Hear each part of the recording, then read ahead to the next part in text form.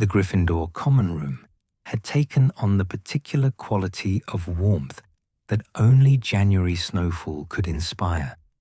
Outside the tall windows, fat flakes tumbled through the darkness, catching the light from the castle and glowing briefly before vanishing into the white blanketed grounds below. Inside, the fire crackled with unusual vigor, as though the castle itself had decided that tonight required extra coziness. Hermione Granger sat cross-legged in the armchair closest to the hearth. Parchment balanced precariously on a transfiguration textbook across her knees, quill moving with the focused intensity of someone who had discovered a cause worth fighting for. Her bushy hair had escaped its usual attempt at organization, creating a halo effect in the firelight that she seemed entirely unaware of. Ink smudged her left hand where she'd been rubbing her temple while thinking. "You've been at that for 3 hours," Ron observed from his position sprawled across the sofa, one leg dangling over the armrest. His charms essay lay abandoned beside him, barely half finished, despite being due the following morning. "What are you writing? A novel?"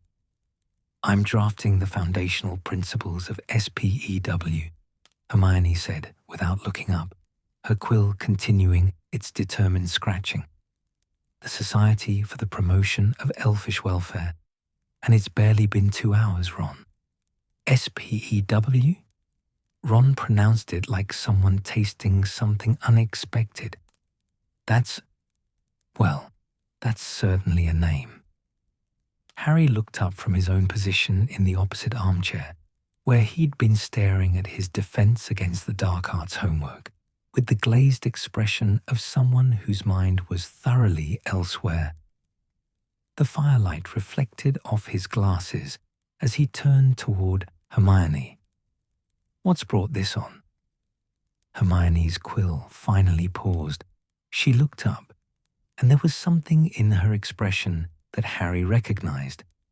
The particular fire that appeared when Hermione had decided something was unjust and required fixing.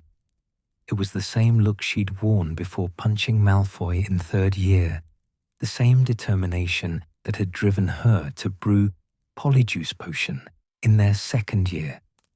"The house-elves," she said, as though this explained everything.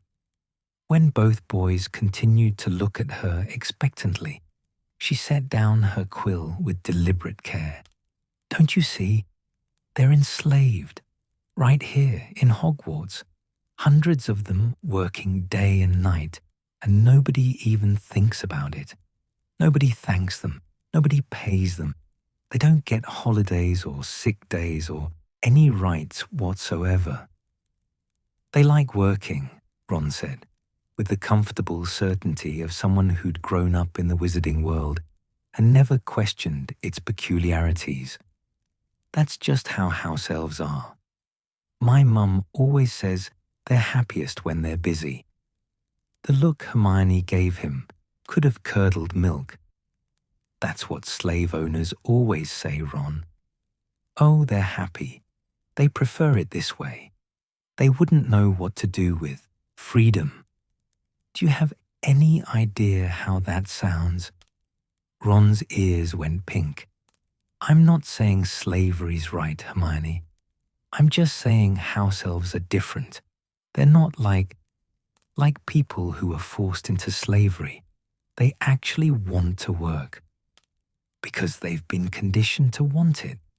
Hermione's voice rose with passion, and a few 2nd years studying in the corner glanced over with interest.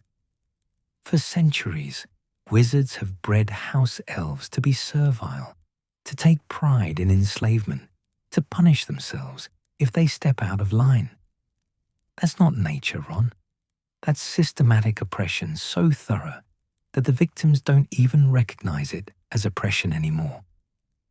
Harry shifted in his seat, uncomfortable. "What about Dobby, though? He wanted freedom." "Exactly. Hermione seized on this with evident relief. Dobby proves that given the choice, house elves can want freedom. And he's happy now, isn't he? Working here at Hogwarts, where he gets paid and has time off? Well, yeah, Harry admitted, though the other house elves think he's a bit odd. Of course they do, Hermione said, because they've been so thoroughly indoctrinated that the idea of wages and holidays seems strange to them. But that doesn't make it right. Just because someone's been taught to accept their oppression doesn't mean we should accept it too. She picked up her parchment, holding it toward the firelight so they could see the careful notes covering the page. I've been researching. There are no laws protecting house elves. None. They can be abused, mistreated, even killed. And there's no legal recourse. The only rule is that they have to obey their masters. That's medieval, and it's happening right now, right here. Ron looked like he wanted to argue, but couldn't quite figure out how. Harry recognized the expression. It was the same one Ron got when Hermione explained why his divination homework was based on complete rubbish. So what's S.P.E.W. supposed to do about it? Harry asked, trying to sound supportive. I mean, you're right that it seems wrong, but... But what? Hermione's eyes flashed. But we're just students, so we can't do anything. But it's tradition, so we shouldn't try to change it. But house elves might not like it, so we shouldn't advocate for their rights. I was going to say, but where do you start? Harry finished patiently. Hermione's expression softened slightly. She set the parchment down and leaned forward, elbows on her knees, speaking with the intensity of someone who'd been thinking about nothing else for days. We start small. Raise awareness. Most wizards don't even think about house elves. They're invisible. So we make them visible. We educate people about the conditions house elves work in, the fact that they have no rights, the potential for abuse in the system. How? Ron asked, sounding genuinely curious despite his skepticism. Pamphlets, for a start. Information sessions. Membership badges. Hermione gestured to another piece of parchment covered in sketches. I thought we could have different levels of membership. Basic supporters, active campaigners, committee members. We could set up a table in the entrance hall, collect signatures for a petition to the ministry. Hermione, Harry said gently, most people aren't going to sign up for house elf rights. You know what wizards are like about this sort of thing. Then we change their minds. Hermione's jaw set stubbornly. That's what activism is. You don't give up just because something's difficult or unpopular. You keep pushing, keep educating, keep fighting until things change. The fire popped loudly, sending a shower of sparks up the chimney. Outside, the snow was falling more heavily now, piling up on the windowsills in soft drifts. The common room had emptied considerably as students drifted off to bed, leaving only a handful of dedicated studiers, and those, like Ron, who'd given up on homework entirely. I think it's brilliant, Harry said finally. A bit optimistic maybe, but brilliant. Hermione's face broke into a smile that made her look younger, more like the 11-year-old who'd fixed Harry's glasses on the Hogwarts Express. Really? Really. I mean, you're right. It's not fair. Even if house elves have been taught to like it, that doesn't make it okay. Harry paused, remembering the Dursleys, the cupboard under the stairs, the way they'd made him feel grateful for scraps. Sometimes people who've been treated badly don't know how to ask for better. Doesn't mean they don't deserve it. Ron sighed, the sound of someone accepting inevitable defeat. Right then, S.P.E.W. When do we start? We. Hermione's voice went slightly squeaky. Well, you don't think we're going to let you do this alone, do you? Ron said, affecting a casual tone that didn't quite hide his affection. You'll end up organizing a house-elf strike or something mad, and Harry and I will have to bail you out. I wasn't planning a strike, Hermione said primly, though the corner of her mouth twitched. Yet, Harry laughed. What do you need us to do? Hermione immediately pulled out a fresh piece of parchment, her organizational instincts kicking in with evident relief. Well, first, we need to finalize the name and purpose, then design membership badges. I thought we could charm them to stick to robes, just subtly, so people would have to consciously remove them rather than just forgetting about them. Then we need pamphlets explaining the situation, perhaps some statistics, if I can find reliable sources. Statistics on house-elves. Ron looked doubtful. Who keeps statistics on house-elves? That's part of the problem, Hermione said. Nobody even tracks how many there are, where they work, what conditions they live in. It's systematic erasure. But I found a reference in the library to a survey from 1672. And if we assume the population has remained relatively stable, Hermione, Harry interrupted gently. Maybe we should start with something simpler, like the badges. Right, yes, badges first. Hermione pulled out her sketches, spreading them across the textbook. They were surprisingly artistic, several versions of a design showing clasped hands, one human and one smaller, with S.P.E.W. written in curling letters above. I thought these could work. The clasped hands represent solidarity and equality. They're good, Harry said, and meant it. Very professional. The trick will be the charm work, Hermione mused, tapping her quill against her chin and leaving a small ink mark she didn't notice. It needs to be strong enough to stay put, but not so strong that people can't remove them. Perhaps a modified permanent sticking charm with a counter charm keyed to deliberate intent. Ron groaned. This is going to involve a lot of charm work, isn't it? Did you think activism would be easy? Hermione asked, but she was smiling. Besides, you're good at charms. Remember how well you did on the summoning charm? That was different. I was summoning my broom, not sticking badges to people. Same principle, attraction charm, essentially. Hermione made a note on her parchment. We can practice tomorrow. I'll bring the badges to breakfast, and we can test different variations. The fire had burned lower now, casting longer shadows across the common room. The snow outside had become a proper blizzard, wind rattling the windows in their frames. One of the second years closed her book with a snap and headed toward the girls' dormitory, yawning. Harry watched Hermione's quill fly across the parchment, making lists and sublists with the focused intensity that characterized all her projects. There was something admirable about it, he thought, the way she saw injustice and immediately began planning how to fix it. Most people just accepted that the world was unfair. Hermione decided to change it. What are you going to do if people don't take it seriously? He asked quietly. You know how wizards are about tradition. Hermione's quill paused. For a moment, she looked uncertain, younger than her 14 years. Then her expression firmed. Then I'll keep trying until they do.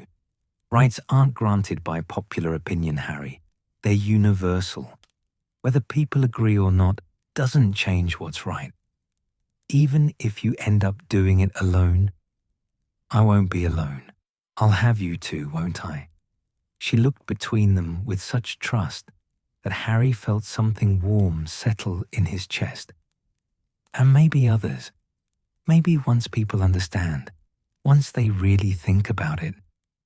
Maybe, Ron said, though he sounded doubtful. But don't expect Malfoy to sign up anytime soon.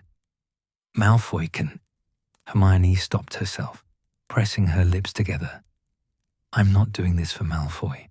I'm doing it because it's right. They sat in companionable silence for a while. The only sounds the crackling fire, the scratch of Hermione's quill, and the wind howling outside. Harry found himself thinking about the house-elves, trying to remember if he'd ever really noticed them. In the kitchens, perhaps, when he'd visited with Sirius through the fireplace. Little figures in tea-towel togas rushing about with evident purpose. Had they looked happy? It was hard to say. He'd been focused on other things. Do you think they'll want to be freed? He asked suddenly. The house-elves here at Hogwarts, I mean. What if they're like the ones at the World Cup? What if they don't want things to change? Hermione looked up, and there was something thoughtful in her expression. I don't know, she admitted, but I think people should have the choice. Even if they choose to keep working, they should have the option not to. They should have protections, rights, the ability to leave if they're mistreated. That's what freedom means. Not that everyone has to be the same, but that everyone has choices. That's fair, Harry said. Of course it's fair, Ron muttered. Hermione's usually fair, even when she's being balmy about something. I am not balmy. You're organizing a political movement in defense of house-elves who mostly don't want defending. That's at least a bit balmy. Hermione threw a quill at him, but she was grinning.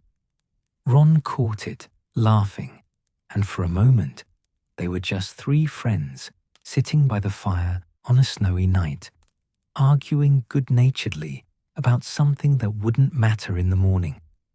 Except it would matter, Harry thought, because Hermione would make it matter. That was who she was. The common room was nearly empty now. The fire had burned down to glowing embers, and the snow outside had created a peculiar silence, muffling even the usual castle sounds.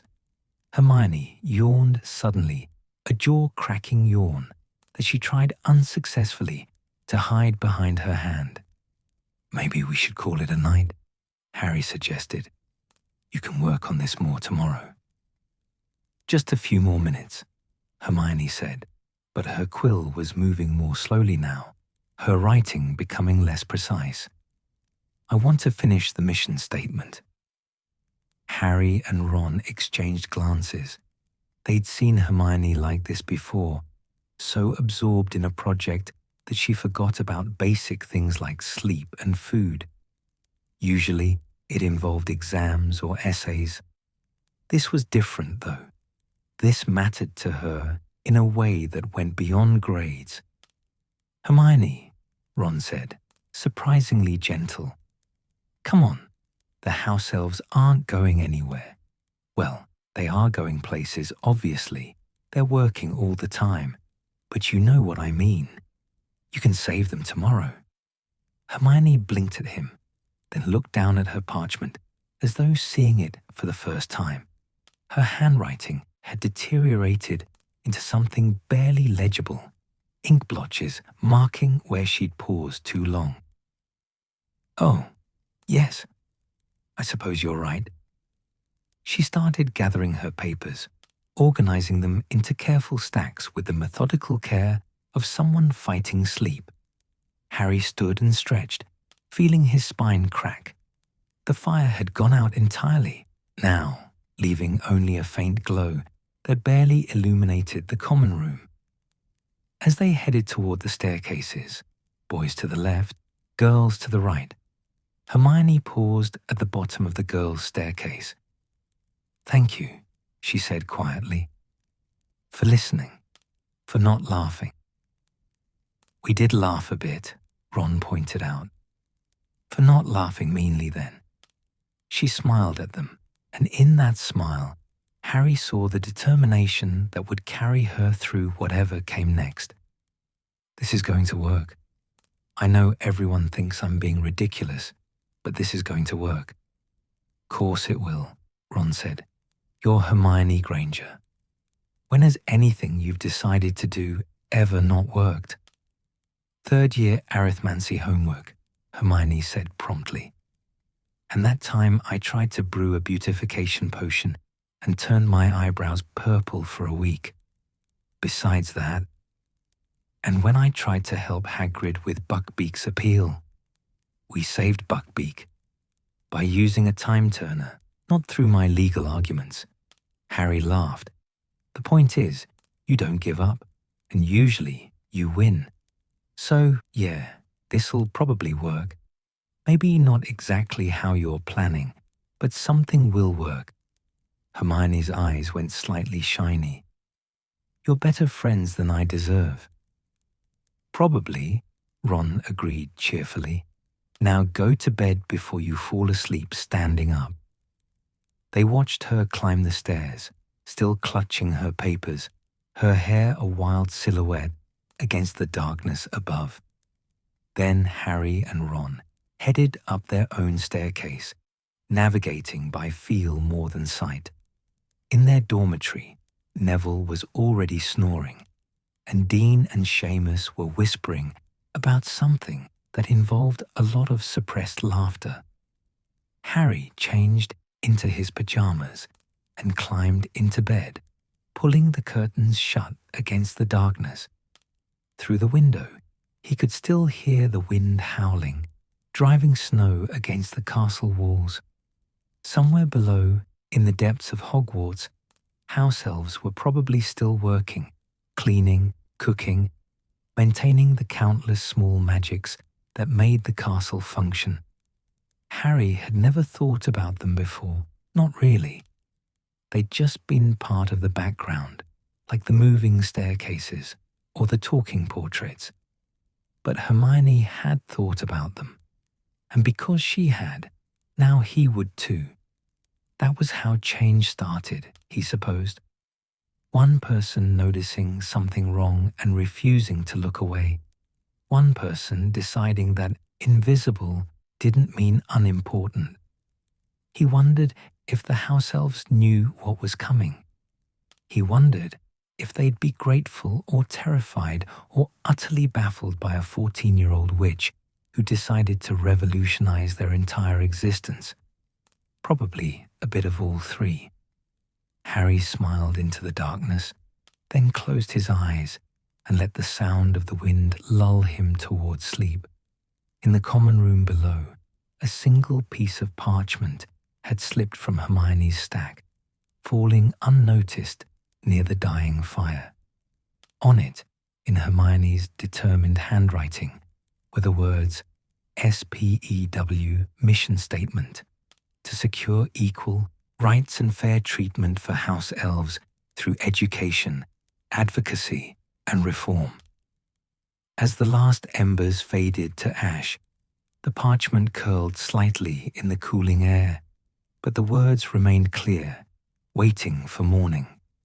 And somewhere in the castle depths, where the kitchens blazed with heat and industry, a house-elf paused in her work, head tilted as though listening to something only she could hear. Then she smiled, small and secret, and returned to kneading bread for tomorrow's breakfast, her small hands working with practiced care, creating sustenance for students who would never know her name.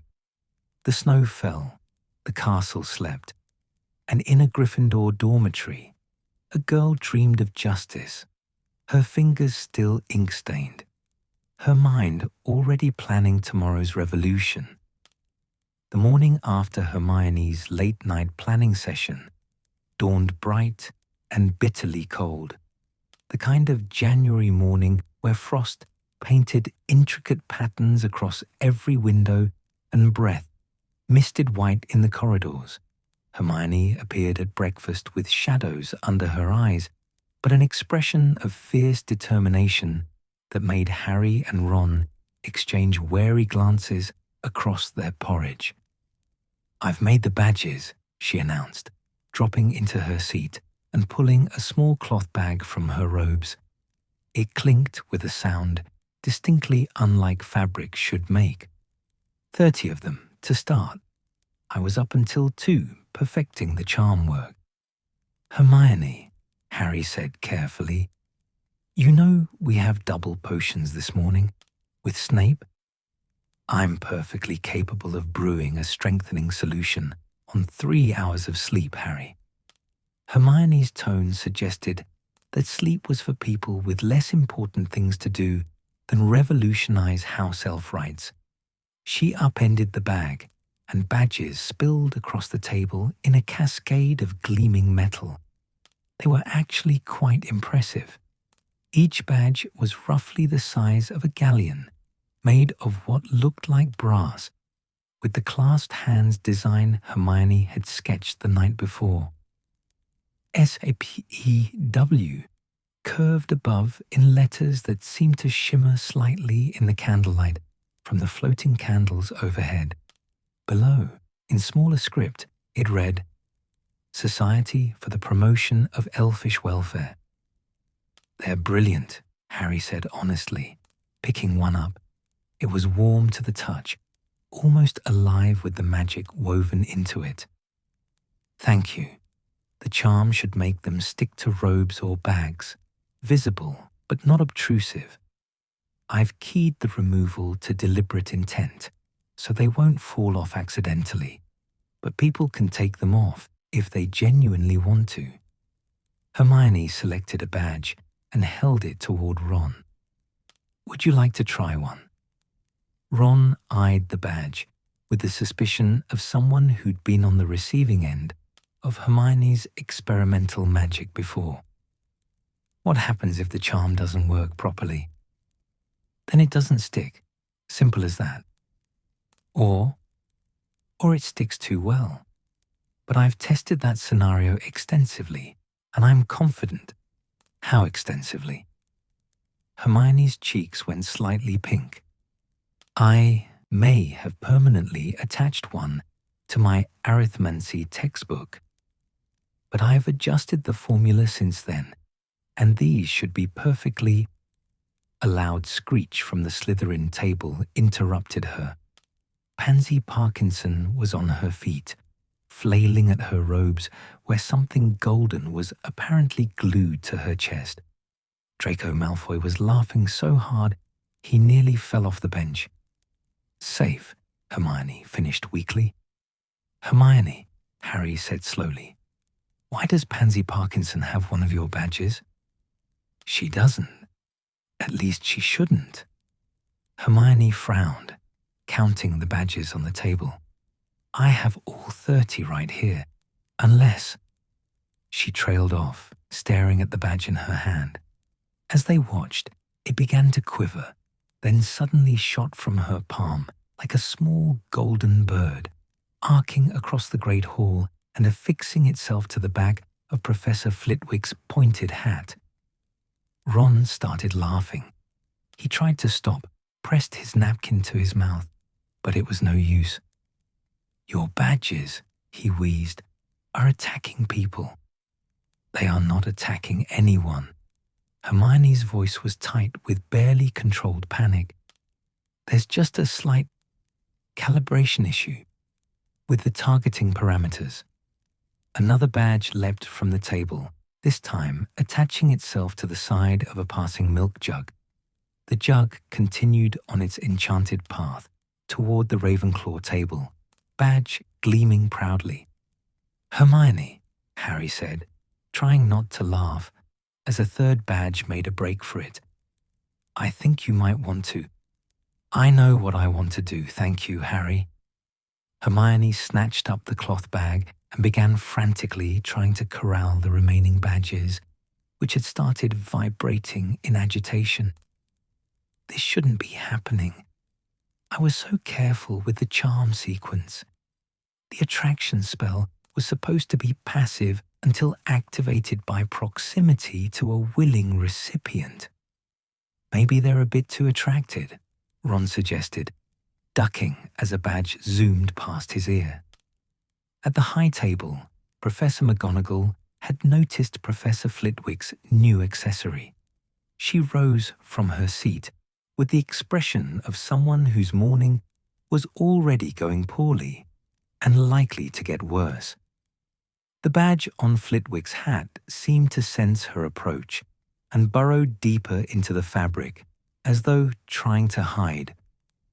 "Miss Granger," McGonagall's voice carried across the great hall with the authority of someone who dealt with wayward magic for longer than most students had been alive.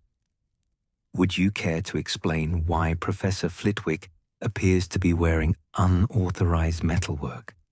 Hermione stood up so quickly she knocked over her pumpkin juice. "I'm so sorry, Professor. It's a minor miscalculation in the charm work. I'll fix it immediately. See that you do, and perhaps conduct your experiments somewhere other than the Great Hall in future." "Yes, Professor. Of course, Professor." Hermione pulled out her wand, pointing it at Flitwick's hat with visible concentration. Finite incantatum. The badge remained exactly where it was. Flitwick, who'd been watching the proceedings with interest, chuckled. "Stubborn little thing, isn't it? What's the counter-charm, Miss Granger?" "There isn't one, exactly. They're designed to respond to deliberate intent, so theoretically, you should just be able to pull it off." Flitwick reached up and tugged at the badge. It didn't budge. He pulled harder. Still nothing. "Fascinating. What spell did you use for the adhesion?" "A modified, permanent sticking charm with elements of the bonding charm, from charms of defense and deterrence, cross-referenced with the attraction parameters from—" Yes. Very enterprising." Flitwick was still pulling at the badge, now with both hands, though perhaps a bit too permanent for practical use. McGonagall's lips had gone thin. "Miss Granger, remove that badge from Professor Flitwick's hat immediately." "I'm trying, Professor." Hermione's voice had gone slightly squeaky with stress. She hurried over to the high table, wand raised, muttering counter-charms under her breath. Nothing worked. The badge seemed to have become part of the fabric itself. Harry and Ron had given up any pretense of not watching. Around the Great Hall, conversations had died down as students turned to observe the entertainment. Even the Slytherins had stopped laughing at Pansy long enough to watch Hermione's mounting distress. "Perhaps," Flitwick suggested mildly, "if you explained what the badge is for, we might better understand its enthusiastic behavior." Hermione took a breath, visibly steadying herself. "It's for S.P.E.W, Professor. The Society for the Promotion of Elfish Welfare. I'm campaigning for house-elf rights, and I thought badges would help raise awareness and identify supporters." "How progressive," Flitwick said, while McGonagall's expression suggested she was re-evaluating every decision that had led to this moment. "Though I'm not certain I qualify as a supporter if I'm being forcibly recruited." "You're not being forcibly, it's not supposed to." Hermione pressed her hands to her face. "I'm sorry.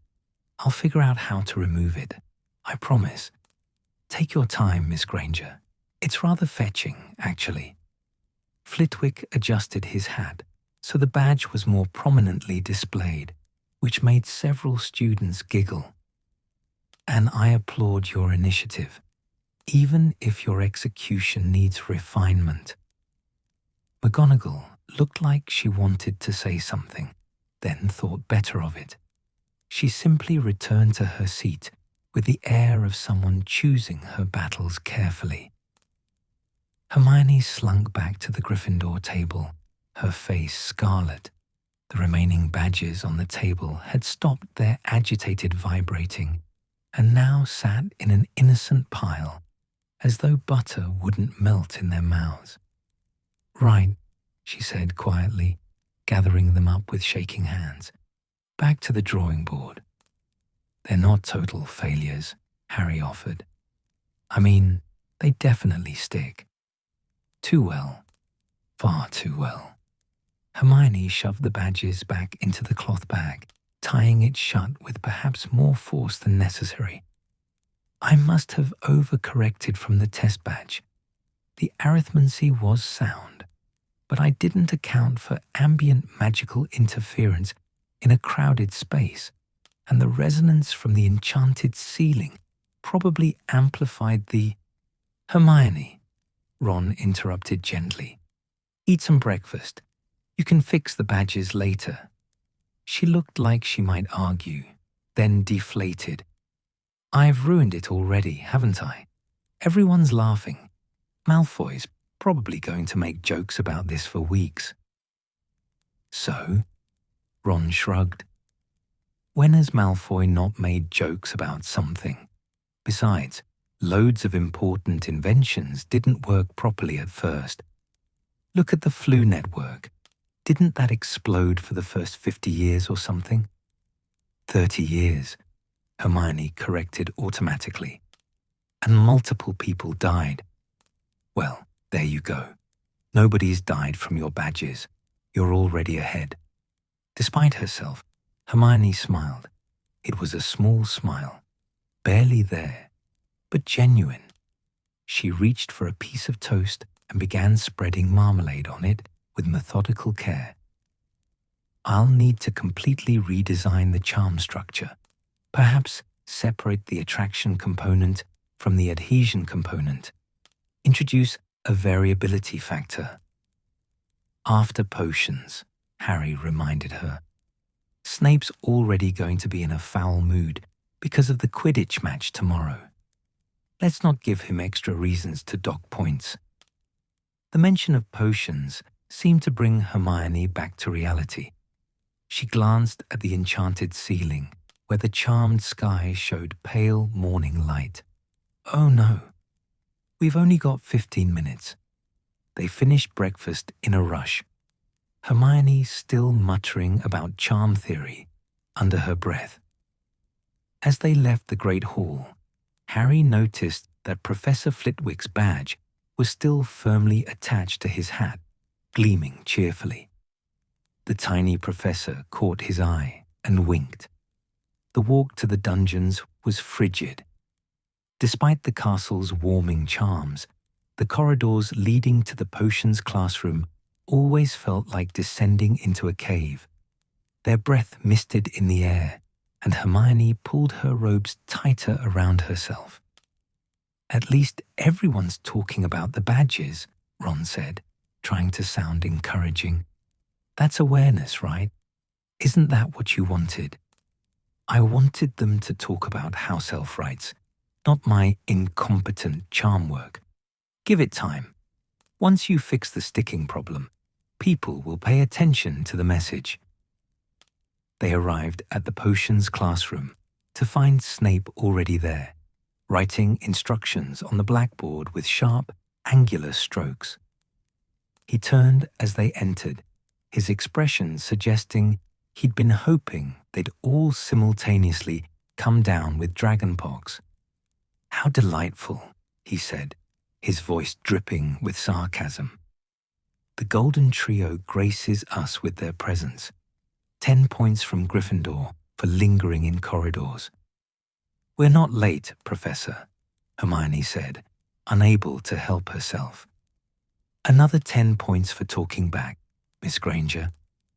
Do continue, and I'll be happy to make it 50. Hermione's jaw clenched, but she said nothing.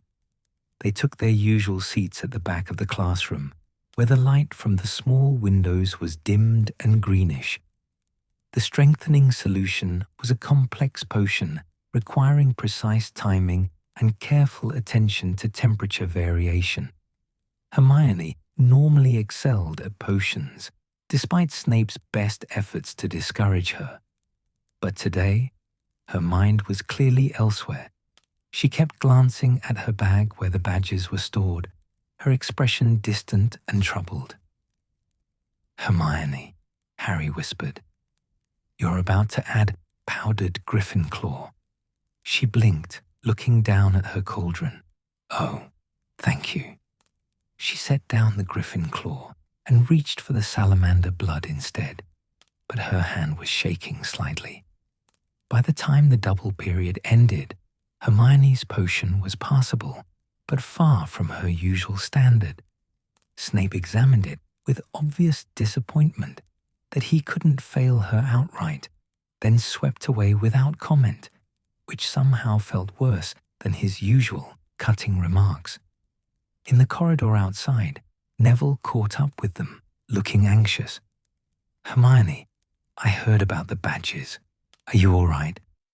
"I'm fine, Neville. Just a minor setback." "It's just—" Neville pulled something from his pocket, and Harry's eyes widened.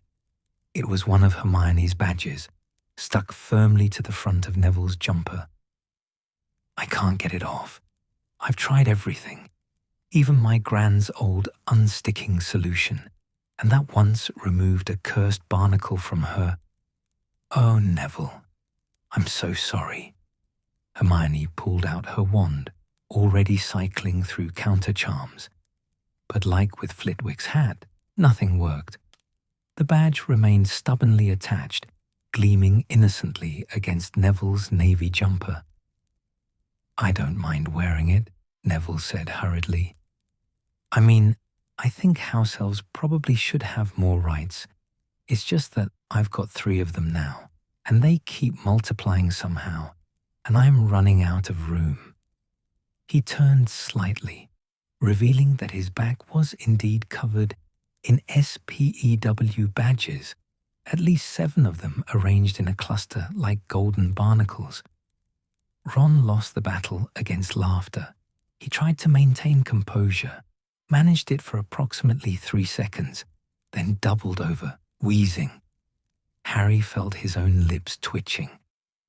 "It's not funny," Hermione said, but there was a hysterical edge to her voice that suggested she was very close to either laughing or crying. "Oh, Neville, I don't know what's wrong with the charm work. They shouldn't be behaving like this." "Maybe they really believe in the cause," Neville suggested weakly. That was it. Harry started laughing too, and then Hermione, and soon all 4 of them were leaning against the corridor wall, laughing until their sides hurt, while students streamed past, giving them odd looks. When they finally caught their breath, Hermione wiped her eyes. "I need to go to the library. There must be something I'm missing in the charm theory." "You need to sleep," Harry said firmly. "You've been up half the night working on this. Maybe that's why the charms aren't working properly. You're too tired to focus." "I can't sleep. I need to fix this. Neville's covered in badges. Professor Flitwick's hat is probably permanently damaged, and everyone thinks you're brilliant and slightly mad, same as always," Ron interrupted. "Come on, Hermione. We've got a free period. Let's go sit by the lake or something. Clear your head. It's freezing outside. Then we'll bundle up. Fresh air, bit of a walk, come back and tackle the problem with a clear mind. You're always telling us that breaks help with studying." Hermione looked torn, glancing between the direction of the library and her friends' expectant faces. Finally, she sighed. "Fine, but just for half an hour."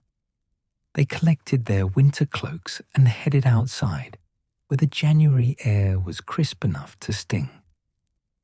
The grounds were covered in thick snow, untouched except for the tracks of Hagrid's enormous boots leading to the forbidden forest. The lake was frozen solid, its surface gleaming like brushed silver under the pale sun. They found a bench that someone had cleared of snow and sat down, their breath misting in clouds. For a while, nobody spoke. They just sat there, watching the castle loom above them, its windows glowing warmly against the grey stone. "I'm not giving up," Hermione said finally. "Just so you know.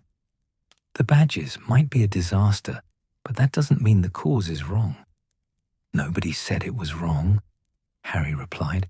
"You just need to adjust your approach, that's all." "Maybe start with something simpler than enchanted badges," Ron suggested. "Like pamphlets, non-magical pamphlets, that just sit there and don't attack people." Despite everything, Hermione laughed. "Perhaps you're right, though I still want to figure out what went wrong with the charm work. It's driving me mad." "That's the Hermione we know," Harry said affectionately. As they sat there, Harry noticed something odd. In the snow near the bench, someone had left a small package wrapped in brown paper. It hadn't been there when they sat down. He was certain of that. But now it sat innocently beside Hermione's bag, tied with twine. "Did one of you put that there?" he asked, pointing. Hermione and Ron both looked down, equally confused. Hermione picked up the package, turning it over. There was no note, no indication of who'd left it. "Maybe someone dropped it," Ron suggested. "Out here, in the snow." Hermione carefully untied the twine. Inside was a small glass vial filled with amber liquid. A tiny label read, "Universal Adhesion Reversal. Applied to charm work gone awry." Hermione's eyes went wide. This is exactly what I need. This would counteract the over-sticky charm without damaging the base enchantment. I could recalibrate the badges properly with this." She looked around at the empty grounds. But who would have left it? Who even knew we were coming out here? Harry and Ron exchanged glances. The castle had a way of providing what was needed sometimes. Magic worked in mysterious ways, but this felt different, more deliberate, more personal. "Secret admirer?" Ron suggested. "Secret S.P.E.W. supporter?" "Don't be ridiculous." But Hermione was smiling, turning the vial over in her hands with wonder. Though whoever it was, they helped. They actually helped. As they headed back to the castle, Hermione clutched the mysterious vial carefully, her steps lighter than they'd been all morning. Above them, the castle windows glowed with warmth, and somewhere in its depths, someone smiled a small secret smile and returned to their work. The badges might have been a disaster, but Hermione Granger's campaign for house-elf rights was far from over. If anything, it was just beginning. The mysterious vial of universal adhesion reversal worked perfectly. By the following evening, Hermione had successfully unstuck all the wayward badges, removing them from Neville's jumper, all 7, Professor Flitwick's hat, which he'd seemed rather sad to lose, Pansy Parkinson's robes, which she'd been considerably less sad about, and even the milk jug, which had apparently been serving Ravenclaw table with a proud S.P.E.W. badge for an entire day. The recalibrated badges now sat in a neat stack on Hermione's bedside table, their charm work properly balanced. They would stick when placed deliberately on fabric, but could be removed with a simple tug and conscious intent. Hermione had tested them extensively on her own robes, Harry's scarf, and a very patient Crookshanks before declaring them ready for public distribution. "Right, she announced at breakfast 3 days later, setting down a wooden folding table with a definitive thunk beside the entrance to the Great Hall. This is it, official launch of the S.P.E.W. awareness campaign. The table was small, barely 2 feet square, but Hermione had covered it with a deep red cloth and arranged everything with meticulous care. The revised badges gleamed in a neat display. Pamphlets were stacked in precise piles, their covers proclaiming house-elf rights, what every witch and wizard should know, in bold lettering. A sign-up sheet sat in the center, headed with Join S.P.E.W. Make a difference. Ron examined the setup with the critical eye of someone who knew Hermione's projects rarely went exactly as planned. It looks very official. Thank you. I stayed up last night making sure everything was perfect. Hermione adjusted a pamphlet that was sitting at a slightly wrong angle. The positioning is crucial. Close enough to the Great Hall to catch people's attention, but not so close that it blocks traffic. What if the teachers make you move it? Harry asked, glancing toward the high table where McGonagall was already watching their activities with interest. Then I'll move it. But there's no rule against student organizations having informational tables. I checked. Hermione pulled out a well-worn copy of Hogwarts, a history. Page 473 states that students may peacefully assemble and distribute literature on approved topics, provided they don't obstruct castle operations or promote dangerous activities. And you think house-elf rights counts as an approved topic? Why wouldn't it? I'm not advocating anything illegal, just fair treatment and basic rights. Hermione straightened, smoothing down her robes. Now, are you two going to stand there looking doubtful, or are you going to help? Ron sighed the sigh of someone accepting inevitable fate. What do you need us to do? Just be supportive. Talk to people who stop by. Answer questions if you can. Try to look enthusiastic about house-elf welfare. I'm enthusiastic about house-elf welfare, Ron protested. I'm just not sure most people will care. Then we make them care. Hermione positioned herself behind the table with the air of someone preparing for battle. That's what activism is, making people think about things they've been ignoring. Students began filing out of the Great Hall, heading to morning classes. Most gave the table a curious glance and kept walking. A few slowed down to read the sign, then hurried on when Hermione looked up hopefully. One brave second year actually approached, reaching for a pamphlet before his friend pulled him away with a whispered, "That's the girl whose badges attacked Flitwick." Hermione's expression remained determinedly cheerful, but Harry saw her grip tighten on the edge of the table. "Give it time," he murmured. "People need to get used to seeing it here."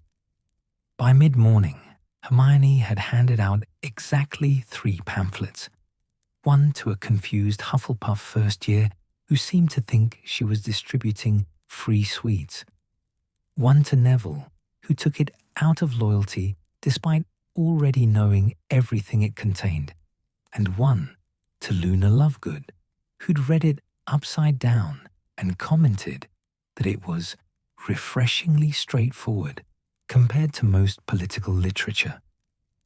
At lunch, things picked up slightly.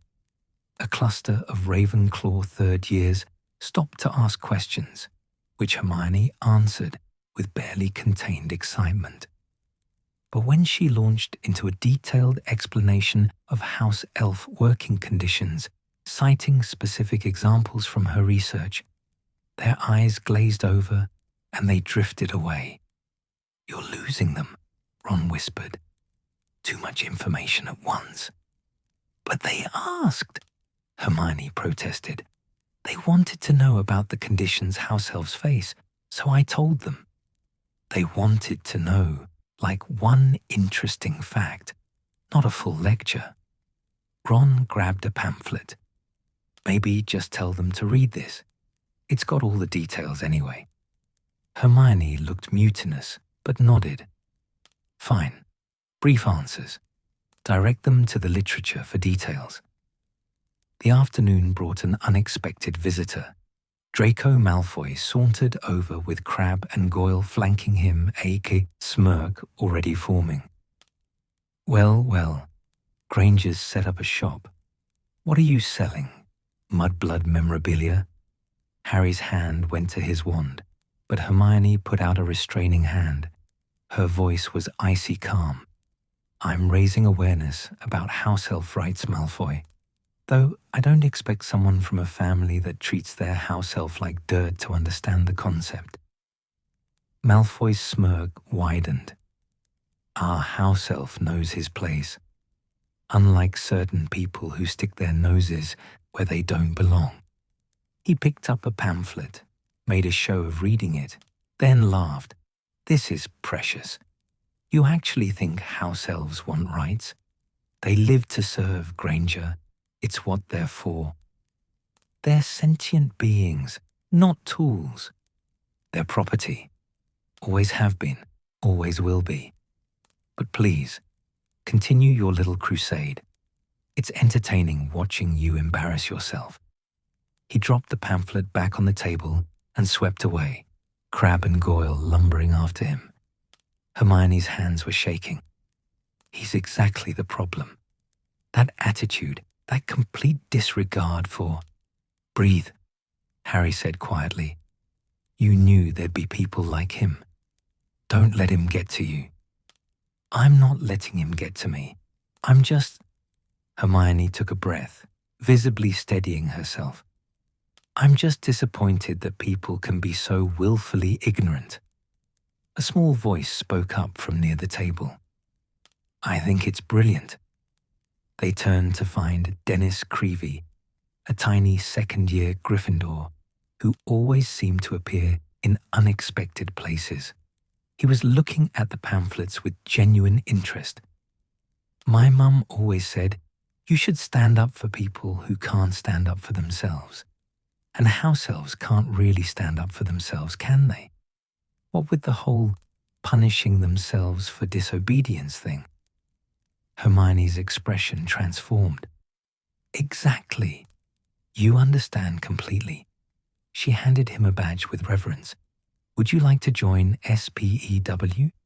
Dennis pinned the badge to his robes with pride. Sure. What do members do? Well, primarily we raise awareness and advocate for legislative changes. I'm hoping to eventually petition the ministry for basic protections, limits on working hours, prohibition of abuse, the right to refuse harmful orders. Dennis nodded seriously, though Harry suspected he understood about half of what Hermione was saying. Can I take some pamphlets to show my friends? Of course, take as many as you like. Hermione loaded him up with literature, looking happier than she'd been all day. Thank you, Dennis. Truly. After Dennis left, clutching his pamphlets like treasure, Ron grinned. See, you got a member. That's one more than you had this morning. It's a start, Hermione agreed, some of her earlier determination returning. One person at a time. That's how movements grow. The rest of the afternoon passed in a blur of minor interactions. A few students stopped, read pamphlets, asked questions. Most moved on without signing up, but a handful seemed genuinely thoughtful. Hermione answered each question with patience, having learned to keep her responses brief and accessible. By dinner time, she'd recruited 4 members. Dennis Creevey, a quiet Hufflepuff 5th year named Eleanor Midgen, a Ravenclaw boy who admitted he mostly joined because he liked the badge design, and surprisingly, Lavender Brown, who declared that anything involving welfare must be cosmically aligned with positive energies. Not exactly a revolutionary uprising, Ron observed as they packed up the table, but it's something. It's more than something. It's momentum. Hermione gathered the pamphlets carefully. Tomorrow will be better. Word will spread. People will start thinking about the issues. And she stopped mid-sentence, staring at the table. That's odd. What's odd? I could have sworn I folded this table and leaned it against the wall. Hermione pointed to where the table now sat, set up in exactly the same position as before, red cloth draped over it. But I definitely put it away. I remember doing it. Harry and Ron exchanged glances. Maybe you just thought you did, Ron suggested. You've been at this all day. Maybe you're tired. I'm not that tired. Hermione circled the table, examining it with narrowed eyes. And look, the pamphlets are reorganized. I had them in alphabetical order by section title, but now they're arranged by topic complexity, simplest to most detailed. I wouldn't have done it that way. Maybe someone else set it up for you, Harry said. Another S.P.E.W. member? Who? Dennis Creevy. He's a second year. He wouldn't have thought to. Hermione cut herself off, looking around the entrance hall. It was mostly empty, just a few students hurrying to dinner. Someone's been helping. Like with the vial, Harry said slowly. Someone who wants S.P.E.W. to succeed, but doesn't want credit. Hermione's eyes went wide with possibility. A secret supporter. But who? And why stay anonymous? Does it matter? Ron asked practically. If they're helping, they're helping. It matters because I should thank them, because they're clearly invested in this cause, and they might have insights I haven't considered. Hermione was already pulling out fresh parchment. I should leave a note. Ask them to meet with me, or at least identify themselves. She scribbled quickly. To whoever has been helping with S.P.E.W. Thank you. I would love to discuss the campaign with you. Please contact me. Hermione Granger. She left the note on the table, weighted down with a badge. There. If they come back tonight, they'll see it. The next morning, the note was gone. In its place sat a single line in unfamiliar, spidery handwriting. Some help is best given quietly. Hermione studied the note through breakfast, turning it over as though it might reveal secrets. The handwriting is unusual, not a student's, too careful, too practiced, but not quite like a professor's either. Maybe it's a ghost, Harry suggested. They're always wandering around. Ghosts can't manipulate physical objects, Harry. Everyone knows that. Nearly headless Nick moves things sometimes. That's different. He sort of pushes air around them. He couldn't write a note or reorganize pamphlets. Hermione tapped her fingers on the table, thinking. No, this is someone corporeal. Someone with access to the castle at night. Someone who believes in house-elf rights, but wants to remain anonymous. The table continued its mysterious wanderings over the following days. Each morning, Hermione would find it set up somewhere new, sometimes in its original position by the Great Hall, sometimes tucked into the alcove near the library, once appearing on the landing of the main staircase, where it caught maximum foot traffic. The pamphlets were always perfectly organized, the sign-up sheet pristine, everything arranged with care, and each location seemed strategically chosen. When the table appeared near the library, Hermione recruited 3 serious-minded Ravenclaws who actually read the entire pamphlet before signing up. When it materialized by the Hufflepuff common room entrance, she gained 6 members in a single afternoon, including a 7th-year prefect who promised to talk to her head of house about S.P.E.W's goals. It's like someone knows where the sympathetic audiences are, Hermione marveled during charms class, where she was supposed to be practicing banishing charms, but was instead making notes about table locations and recruitment numbers.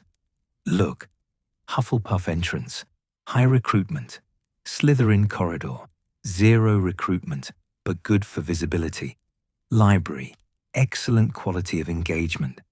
It's almost scientific. Or maybe, Ron said, banishing his book directly into Seamus's head by accident. Someone just keeps moving your table randomly, and you're reading patterns into it. I don't think it's random, Ron. There's intelligence behind these choices.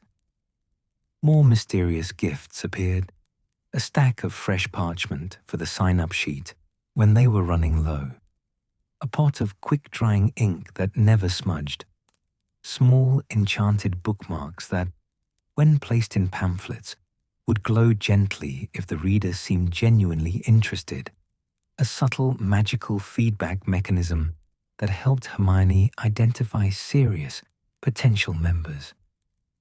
"This is getting weird," Ron said one evening as they examined the latest gift, a small wooden box containing what appeared to be color-coded badge pins.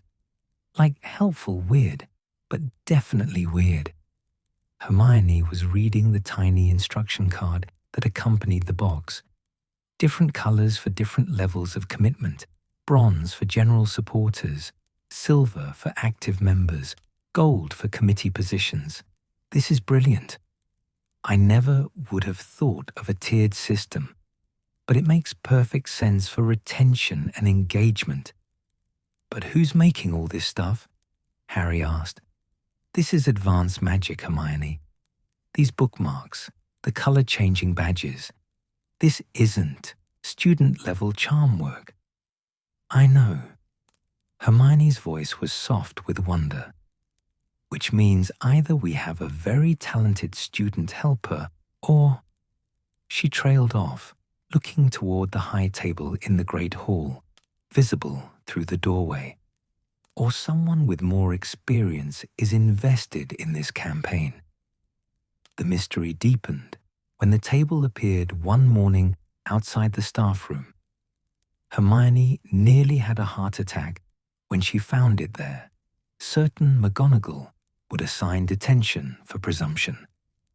But when she rushed to move it, she found a note tucked under the cloth. Leave it. Let them see. All day, professors passed by the table. Some ignored it. Some stopped to read. Professor Sprout took a pamphlet and a badge, pinning it to her robes with a warm smile. Professor Flitwick engaged Hermione in a 15-minute discussion about the legal precedents for non-human magical being rights, citing cases she'd never heard of. Even McGonagall paused, though she didn't take anything. She simply studied the display for a long moment, then caught Hermione's eye and gave the smallest nod before continuing on her way. She approved, Hermione whispered, slightly dazed. McGonagall approved.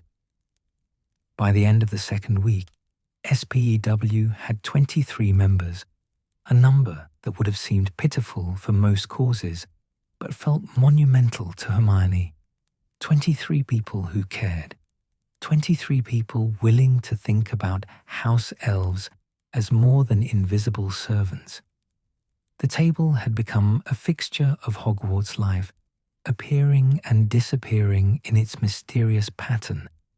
Students began to expect it, to look for it, to stop by even if they didn't join. The pamphlets sparked conversations. The badges became talking points. Slowly, almost imperceptibly, the topic of house-elf rights was entering the castle's consciousness. And somewhere in Hogwarts' depths, someone continued to help. quietly, consistently, never seeking recognition. Someone who understood that real change happened not through grand gestures, but through patient support. Someone who believed that a 14-year-old girl's stubborn determination to make the world more just deserved to be nurtured, encouraged, and given the tools to succeed. Hermione still didn't know who her mysterious benefactor was, but each morning, when she found the table perfectly arranged in some new strategic location, she felt less alone in her campaign. The work was still hard, the skeptics were still many, but someone believed in what she was doing, and sometimes that was enough to keep going. As February snow gave way to the first hints of March, Hermione stood by her wandering table in the entrance hall, watching students pass. Some stopped, some smiled, some took pamphlets. One by one, heart by heart, mind by mind, the message was spreading. 23 members. It was a start. And somewhere in the castle, in the warm depths where fires were tended and meals prepared and countless invisible tasks were performed with quiet competence, a house elf paused in her work, listening to the distant sound of students discussing welfare and rights and fairness. She smiled, small and secret, and returned to kneading tomorrow's bread, her small hands working with practiced care. The table would need to be moved again tonight, somewhere visible, somewhere it would do the most good. Some help, after all, was best given quietly. The idea came to Hermione during a particularly uninspiring history of magic lecture. Professor Binns was droning on about the goblin rebellions of the 18th century, his ghostly voice carrying all the emotional weight of a dictionary reading itself aloud. Hermione's quill had been taking notes automatically while her mind wandered to more pressing concerns. S.P.E.W. had 23 members. The pamphlets were circulating. Conversations were happening. But something felt incomplete, like she was building a house without ever consulting the people who would live in it. She was advocating for house-elves without actually talking to them, not really, not properly. The thought made her quill pause mid-sentence. She needed to visit the kitchens. The realization sent a flutter of nervousness through her chest. She'd been to the kitchens before, of course. Once with Harry when he'd needed to speak with Sirius through the fireplace, and another time when Ron had been desperate for sandwiches after missing dinner. But this would be different. This time, she'd be going with a purpose that the house elves themselves might not appreciate. What if they didn't want her help? What if they saw her campaign as an insult? "You're overthinking it," Harry said that evening when she confessed her concerns. They were in the common room, homework spread across the low table, though Hermione's arithmancy charts lay untouched. "Just go talk to them. They're actually quite friendly." "But what if I say the wrong thing? What if I come across as condescending, like I think I know what's best for them when I've never even—" "Hermione." Ron looked up from his half-finished Transfiguration essay. "You're literally campaigning for their rights. If you can't even talk to them about it, how's that supposed to work?" He was right, of course. Hermione hated when Ron was right in that particularly simple, straightforward way that cut through all her spiraling thoughts. She took a breath. "You're right. I'll go tomorrow evening, after dinner." "Want us to come with you?" Harry offered. Hermione considered it, then shook her head. "No, I think this needs to be just me. I need to listen to them, really listen, without distractions." She paused. "But thank you." The following day crawled by with agonizing slowness. Hermione found herself rehearsing possible conversations during potions, earning a deduction of 10 points when Snape caught her muttering to herself instead of monitoring her wit-sharpening potion. By dinner, her stomach was too knotted with anxiety to eat more than a few bites of chicken. "Good luck," Harry murmured as she stood to leave, barely touching her treacle tart. Hermione nodded, suddenly unable to speak. She slipped out of the great hall and made her way down to the kitchens, her footsteps echoing in the empty corridor. The portrait of the fruit bowl hung exactly where she remembered, and she reached out with a slightly trembling hand to tickle the pear. It giggled. The portrait, pears always giggled, and transformed into a door handle. Hermione pulled it open and stepped into warmth. The kitchens were overwhelming. Heat rolled over her in waves from the 4 enormous fireplaces, one for each house table. The space was cavernous, easily matching the great hall above it, with copper pots hanging from hooks, prep tables laden with ingredients, and shelves stretching to the ceiling packed with dishes and serving platters. The smell was incredible. Fresh bread, roasting meat, something sweet and caramel-scented that made Hermione's mouth water, despite her nervousness. And everywhere, house-elves. Dozens of them, maybe more than 100, all moving with purposeful efficiency. Some stirred enormous pots, standing on stools to reach. Others chopped vegetables with frightening speed, their knives blurring. A group near the far wall was arranging desserts with artistic precision, piping cream and placing candied violets with tiny, careful fingers. Not one of them was taller than Hermione's waist. For a moment, they didn't notice her. Then a house elf near the door, female, Hermione thought, with large tennis ball eyes and a tea towel toga embroidered with the Hogwarts crest, let out a squeak of alarm. A student is coming into the kitchens." Her voice was high and worried.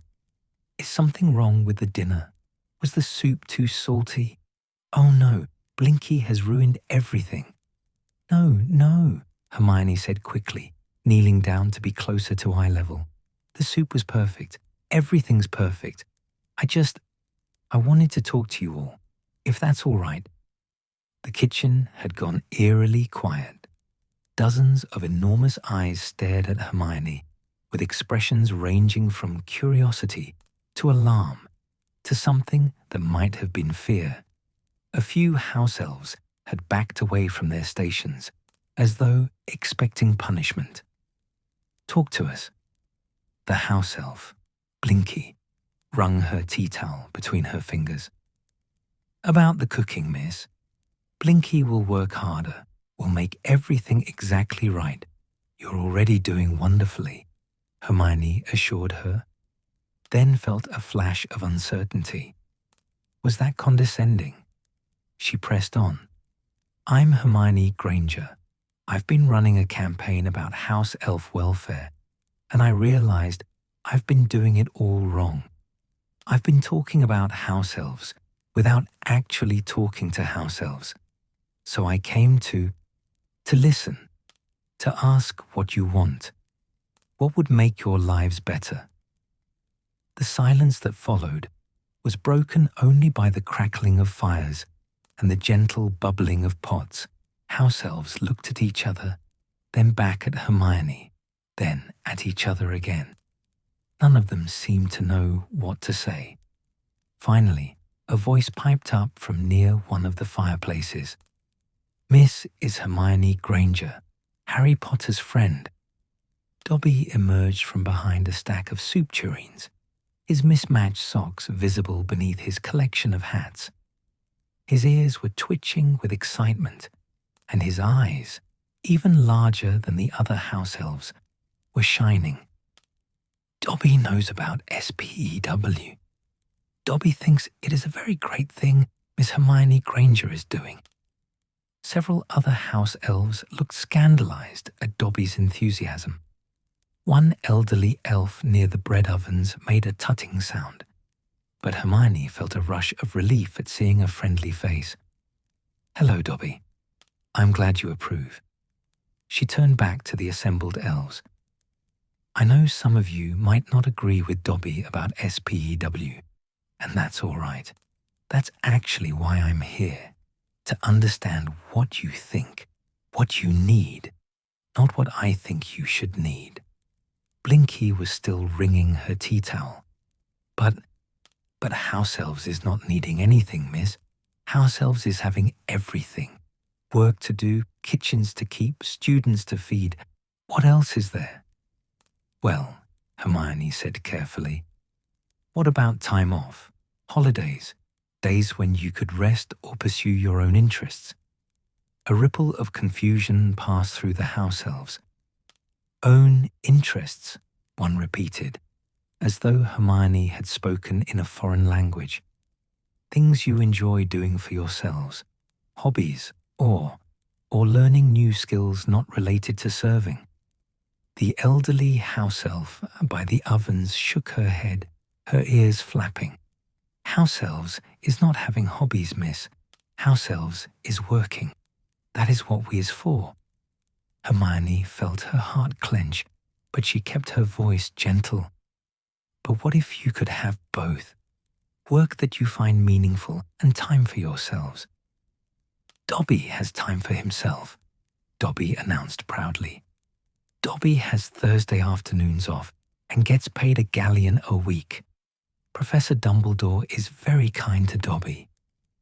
This statement caused actual distress among several house elves. One covered her face with her apron. Another made a strangled sound that might have been disapproval.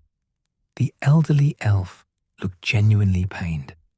"Dobby is strange," Blinky whispered, though not unkindly. "Dobby wants things house elves should not want." "Why shouldn't you want them?" Hermione asked. "Why shouldn't you want payment for your work or time to rest?" "Because we is house elves," several voices said in unison, as though this explained everything. Hermione sat back on her heels, trying to process this. She'd known intellectually that house elves were conditioned to enjoy servitude, but hearing it, seeing the genuine confusion on their faces when she suggested they deserved more, it was harder than she'd anticipated. "May I ask you something else?" she said quietly. "If you could change one thing about your work here at Hogwarts, just one small thing, what would it be?" This question seemed to cause less distress. House elves glanced at each other, considering. Finally, Blinky spoke up hesitantly. "Blinky. Blinky sometimes wishes she could choose which vegetables to chop. Blinky is very good at carrots, better than at turnips, but Blinky is always being told which one to do." "That's understandable," Hermione said, making a mental note. "Anyone else?" The tall student knocked over Pipsy's carefully arranged pastries yesterday. A small male elf contributed shyly. Pipsy had to start all over. Pipsy wonders if maybe students could be asked to be more careful near the dessert station. Definitely reasonable. Creeley gets very tired on feast days, another elf admitted, her voice barely above a whisper. So much work, all at once. Creeley sometimes wishes there was help for the extra hard days. "But we is never complaining," Blinky added quickly, looking frightened. "We's grateful for our work. These is just small thoughts. Not important thoughts. Not wanting to change thoughts." Hermione's throat felt tight. "Your thoughts are important. All of them. And wanting things to be slightly different doesn't mean you're ungrateful. It means you're thinking about how to make the work better." Dobby had moved closer, his expression earnest. "Miss Hermione Granger is understanding the difficult thing," he said, addressing the other house elves. Dobby was scared of freedom too. Dobby thought it meant being bad, being wrong. But freedom is just choosing. Choosing to work because you want to, not because you must. Choosing when to rest, choosing to be thanked. Being thanked? An ancient-looking house elf near the back stirred from her position at a cauldron. Her voice was creaky with age. "Is Miss Granger wanting to thank house elves?" "Yes," Hermione said simply. "For everything you do. You make Hogwarts run. You keep us fed and warm and comfortable. That deserves recognition and gratitude." The old house elf's eyes went very round. Nobody has thanked Whimsy in 73 years. The casual way she said it, as though 73 years without a word of appreciation was simply normal, made Hermione want to cry. Instead, she stood and walked over to Whimsy's cauldron. Steam rose from whatever was cooking inside, smelling of herbs and comfort. "Thank you, Whimsy," Hermione said clearly, "for 73 years of service, for every meal, every fire tended, every small kindness nobody noticed. Thank you." Whimsy stared at her. Then, to Hermione's alarm, tears began rolling down her wrinkled face. "Mrs. Too Kind. Mrs. making Whimsy's heart hurt with kindness. I'm sorry, I didn't mean to upset." "Is good hurt," Whimsy clarified, wiping her eyes with her apron. "Is the hurt of being seen." Other house elves were crying now too, though they seemed as confused about it as Hermione was. Blinky was dabbing at her eyes with her tea towel. Even some of the elves who'd seemed most skeptical were looking at Hermione with something like wonder. Nobody ever. Blinky struggled to find words. "Students is eating food, is walking on clean floors, is sleeping in warm beds. But students is not seeing house elves doing these things. We is invisible." "You shouldn't have to be invisible," Hermione said. "That's part of what S.P.E.W. is about. Making sure people see you, know you, appreciate you." "But also wanting to free us," a house elf pointed out nervously. "Wanting to pay us and give us days off and make us like Dobby." "Not make you like anything," Hermione corrected gently. "Offer you choices. If you want to work exactly as you do now, you could. But if you wanted slightly different arrangements, like Blinky choosing her vegetables, or Creely getting extra help on feast days, that should be possible too. And if you wanted what Dobby has, that should be your right." "Rights," Whimsy said thoughtfully. "House elves having rights. That is a strange thought." "Is it stranger than house elves being property?" Hermione asked. "Being unable to refuse orders, even harmful ones. Being punished if you speak against your masters." A shudder ran through several elves at the mention of punishment. Hermione realized she'd touched on something painful, something most of them had probably experienced. Dobby's tendency to iron his own hands wasn't unique. It was a feature of house elf magic itself, a built-in mechanism of control. "Miss Hermione Granger is asking good questions," Dobby said softly. Questions Dobby was too scared to ask for many years. But asking questions is how thinking starts, and thinking is how changing starts. "We is not sure we want changing," Blinky said, but her voice held less certainty than before. "Changing is scary. What if changing makes everything wrong? What if changing makes some things better?" Hermione countered gently. Silence fell again, but it was different this time, thoughtful rather than frightened. House-elves looked at each other, at Hermione, at their workspace. Hermione could almost see wheels turning behind those enormous eyes. Finally, a very small house-elf, who'd been silent until now, spoke up. Her voice was barely audible. Penny would like students to know Penny's name when they is eating the soup Penny made. I can help with that, Hermione said immediately. Maybe a small sign in the Great Hall listing who prepared each dish. Would that feel good or uncomfortable? Good uncomfortable, Penny decided. Scary good.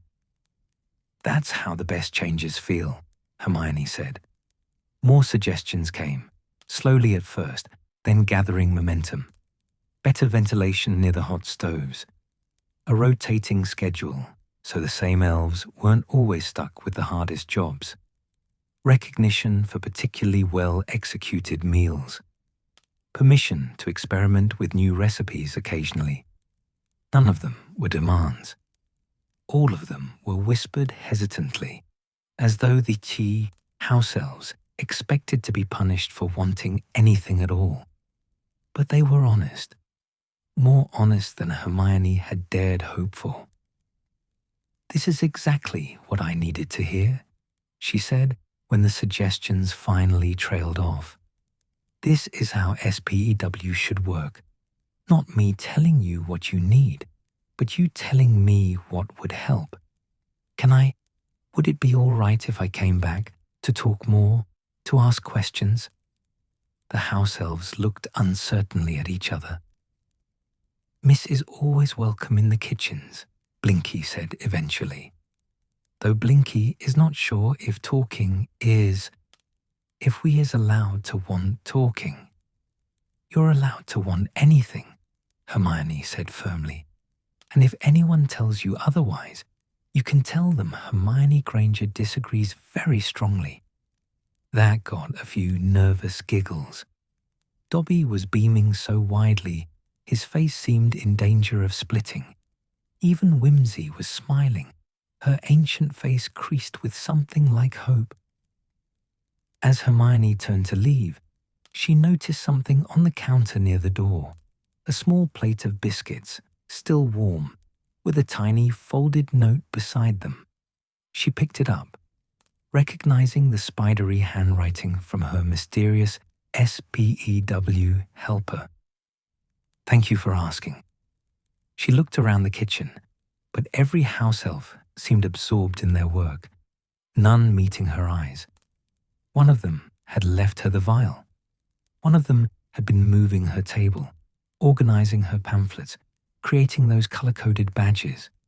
One of them believed in what she was doing enough to help in secret.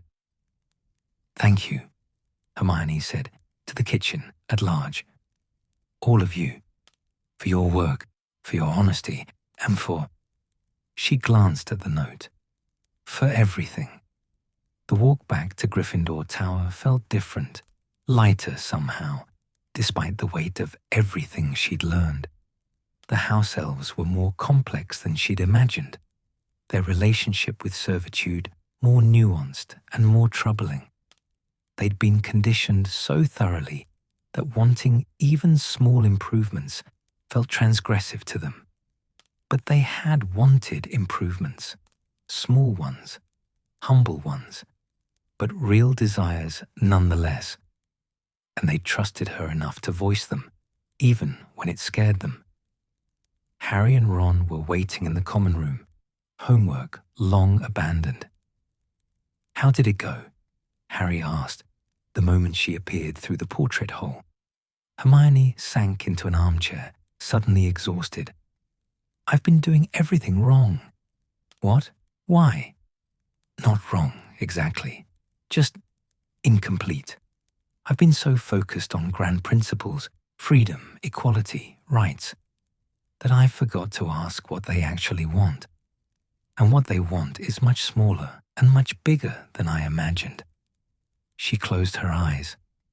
One of them hasn't been thanked in 73 years, Harry. 73 years of constant work and not a single word of appreciation. That's awful, Ron said quietly. It is, but it's also fixable. We can thank them. We can know their names, acknowledge their work, make small changes to improve their conditions. We don't have to wait for the ministry or new laws. We can start now with simple human decency. She pulled out the note, smoothing it on her lap. And someone in the kitchens has been helping me all along. Someone who believes in this enough to work in secret, giving me exactly what I need when I need it. Do you know who? Harry asked. No, but I think. Hermione looked at the warm, slightly messy handwriting. I think they're scared. Scared of wanting more. Scared of being seen as strange like Dobby. Scared of hoping for change. But helping anyway. Being brave in the only way they can. She stood up, new determination settling in her chest. S.P.E.W. isn't going to free house-elves overnight. It might not free them at all, not in the way I originally thought. But it can make their lives better. It can make them visible. It can give them choices, even small ones. And maybe that's enough to start with. That sounds brilliant, Harry said, smiling. Hermione nodded, thinking of Blinky who wanted to choose her vegetables, of Whimsy who deserved decades of thanks, of the unnamed elf who'd been leaving gifts and moving tables and believing in a better world from the shadows. Tomorrow, she'd revise her pamphlets. She'd add a section about simple ways to show appreciation. She'd propose a kitchen recognition board to McGonagall. She'd ask the house-elves what they wanted instead of telling them what they needed. It was a smaller revolution than she'd originally imagined, but it was real, and it was starting, one conversation at a time. The morning after Hermione's kitchen visit, she woke with a new kind of clarity. The early March sun was streaming through the dormitory windows, painting golden rectangles across her bed. Lavender was still snoring softly, and Parvati's curtains remained firmly closed. But Hermione was wide awake, her mind already racing with observations and possibilities. She reached for the small notebook she kept on her bedside table. Not her usual academic planner, but something newer. On the cover, she'd written in careful script, house-elf observations and conversations. Inside, her notes from the previous night filled 3 pages with cramped writing, underlining, and asterisks marking particularly important points. But this morning, she turned to a fresh page and wrote a single question at the top. What am I not seeing? For years, she'd walked through Hogwarts, barely noticing the countless small magics that made the castle function.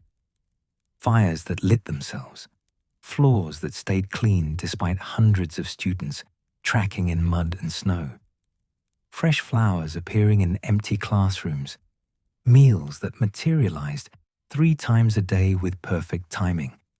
She'd known intellectually that house-elves did all this work, but knowing and truly seeing were different things. Today, she decided, she would see. Breakfast in the Great Hall was the same chaos it always was.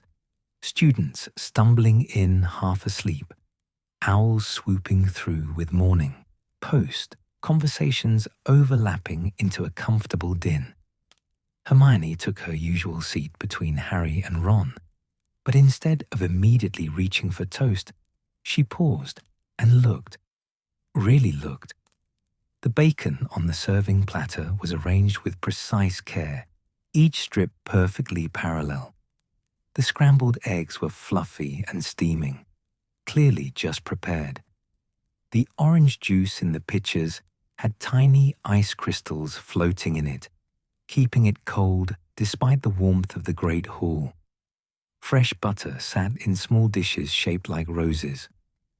Someone had taken the time, significant time, to make breakfast not just edible, but beautiful. "You all right?" Ron asked, noticing her stillness. "You're staring at the bacon like it might explode." "I'm thinking about who made it," Hermione said quietly. "Who got up before dawn to prepare all this? Who arranged it so carefully? Who made sure the eggs were exactly the right temperature?" Ron looked down at his plate with new uncertainty. "Now you're making me feel guilty for eating it." "Don't feel guilty. Just notice, appreciate." Hermione served herself a modest portion, then did something she'd never done before. She closed her eyes briefly and thought, "Thank you, whoever prepared this." The gesture felt small and insufficient, but it was a start. Between bites of toast, she pulled out her new observation notebook and began writing. Breakfast appeared at exactly 7:30 a.m., approximately 400 students to feed, at least 50 different dishes, all hot, fresh, perfectly timed. Question: how many house elves required? How early do they start? Do they sleep at all before feast preparations? "You're taking notes on breakfast?" Harry peered over her shoulder. "Hermione, you're gonna drive yourself mad." "I'm being thorough. If I'm going to advocate for house elves, I need to understand the full scope of their work." She glanced around the great hall. "Look at the goblets. They refill themselves. But that's active magic, which means someone has to maintain that spell constantly. And the plates, they're spotless, even though they were covered in food remnants from dinner last night. Someone cleaned every single one." She scribbled more notes, her handwriting getting smaller as she tried to capture everything. The enchanted ceiling showing blue sky and scudding clouds. The banners hanging perfectly straight, despite drafts from the doors. The floor, which should have been tracking in slush from outside, but was somehow dry and clean.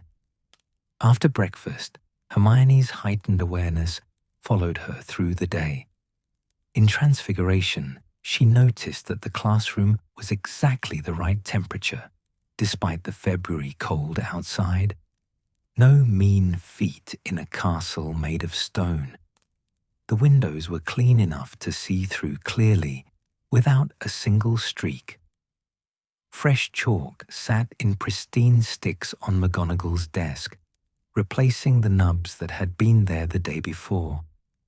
During the lunch break, while Harry and Ron headed to the courtyard, Hermione drifted through the corridors with her notebook open, documenting. She found fresh flowers in a third-floor alcove, early daffodils that couldn't possibly be blooming naturally yet. In an empty classroom, someone had arranged the desks in perfect rows and cleaned the blackboard so thoroughly it gleamed. The torches in the dungeons were all burning at exactly the same height, creating even lighting throughout the shadowy corridors. She turned a corner and nearly collided with a suit of armor. As she stepped back, apologizing reflexively, she noticed something odd. The armor was gleaming, not a speck of dust, not a trace of tarnish. She reached out to touch it, half expecting it to move, but it remained still. Yet she could see her reflection in the polished metal, clear as a mirror. Someone had cleaned this armor. Someone had taken the time to polish every plate, every joint, every intricate detail. There were dozens of suits of armor throughout Hogwarts, maybe more than 100. How many hours would it take to maintain them all? Hermione added another note to her growing list. Armor maintenance, time investment, frequency, done at night when students sleeping. In the library that afternoon, supposedly working on a potions essay, Hermione found her attention wandering to Madame Pince's desk. The librarian, was cataloguing new arrivals with her usual stern precision. But Hermione noticed that the books being shelved weren't just sorted, they were cared for. Leather bindings had been treated to prevent cracking. Pages had been mended where they'd torn. Even the oldest, most fragile volumes showed signs of meticulous maintenance. "Madam Pince," Hermione asked hesitantly, approaching the desk, "do the house-elves help maintain the library?" Pince looked up sharply, her expression suggesting this was an odd question. "Of course they do. The books would fall to pieces otherwise. Why do you ask?" "I'm just trying to understand the scope of their work. How often do they need to service the books?" "Daily rounds for general dusting and organization, weekly treatment of leather bindings, monthly inspection for damage or pest infestation." Pince sniffed. "Not that students appreciate it. The number of books I find defaced, dog-eared, returned with food stains." "Which house elves work in the library?" Pince's expression softened slightly. "A remarkable occurrence. Pipsy handles most of it. Small thing, very careful with delicate pages. She has a particular talent for preservation magic." The librarian's voice held something close to affection. "She's been caring for these books longer than I've been librarian. Knows every volume, every quirk." Would it be possible to thank her? Or is that not appropriate?" "Not appropriate?" Pince looked genuinely baffled. "Miss Granger, why wouldn't it be appropriate to thank someone for their work?" "I just thought most people don't. Most people are inconsiderate fools." Pince's tone returned to its usual tartness. "Pipsy appears most evenings around 7 to do her rounds. You may thank her then, if you're sincere about it. She's not one for empty pleasantries." That evening, Hermione returned to the library at 5 minutes to 7, positioning herself near the restricted section, where she had a clear view of most of the space. Harry had offered to come with her, but she'd declined.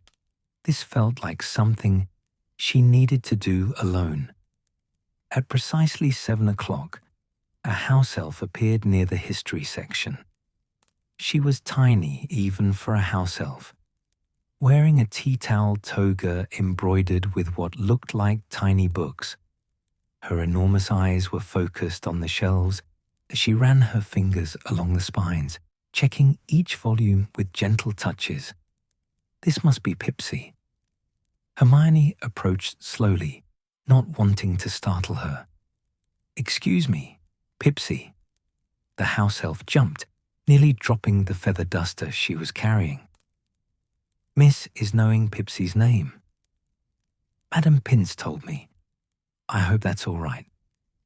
When Pipsy nodded uncertainly, Hermione continued. "I wanted to thank you for taking care of the library. I use these books constantly for studying, and I never realized how much work goes into keeping them perfect." Pipsy's ears drooped with what might have been pleasure. "Pipsy is loving the books.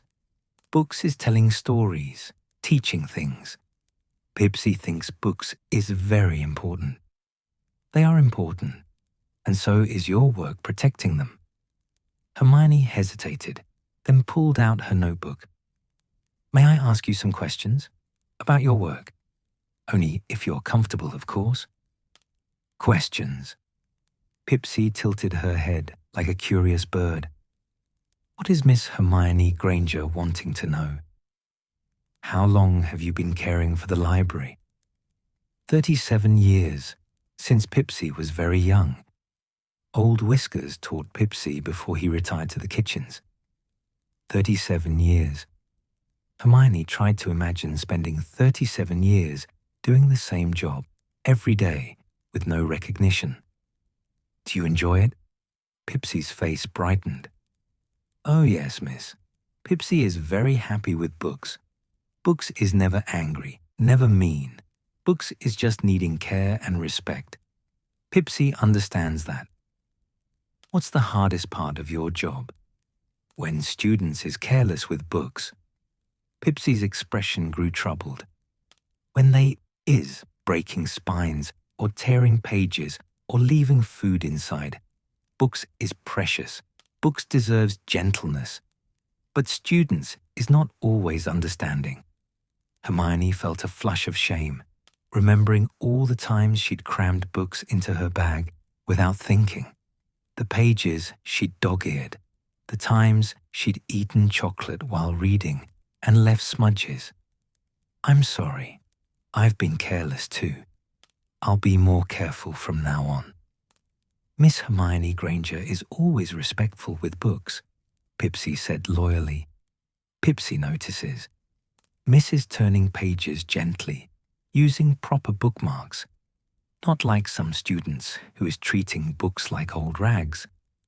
They talked for another 20 minutes, Pipsy sharing details about her work that Hermione had never considered, the specific spells needed to prevent bookworm infestations, the delicate balance of humidity in the library to prevent mold without drying out leather, the rotating schedule of deep cleaning that ensured every shelf was serviced quarterly.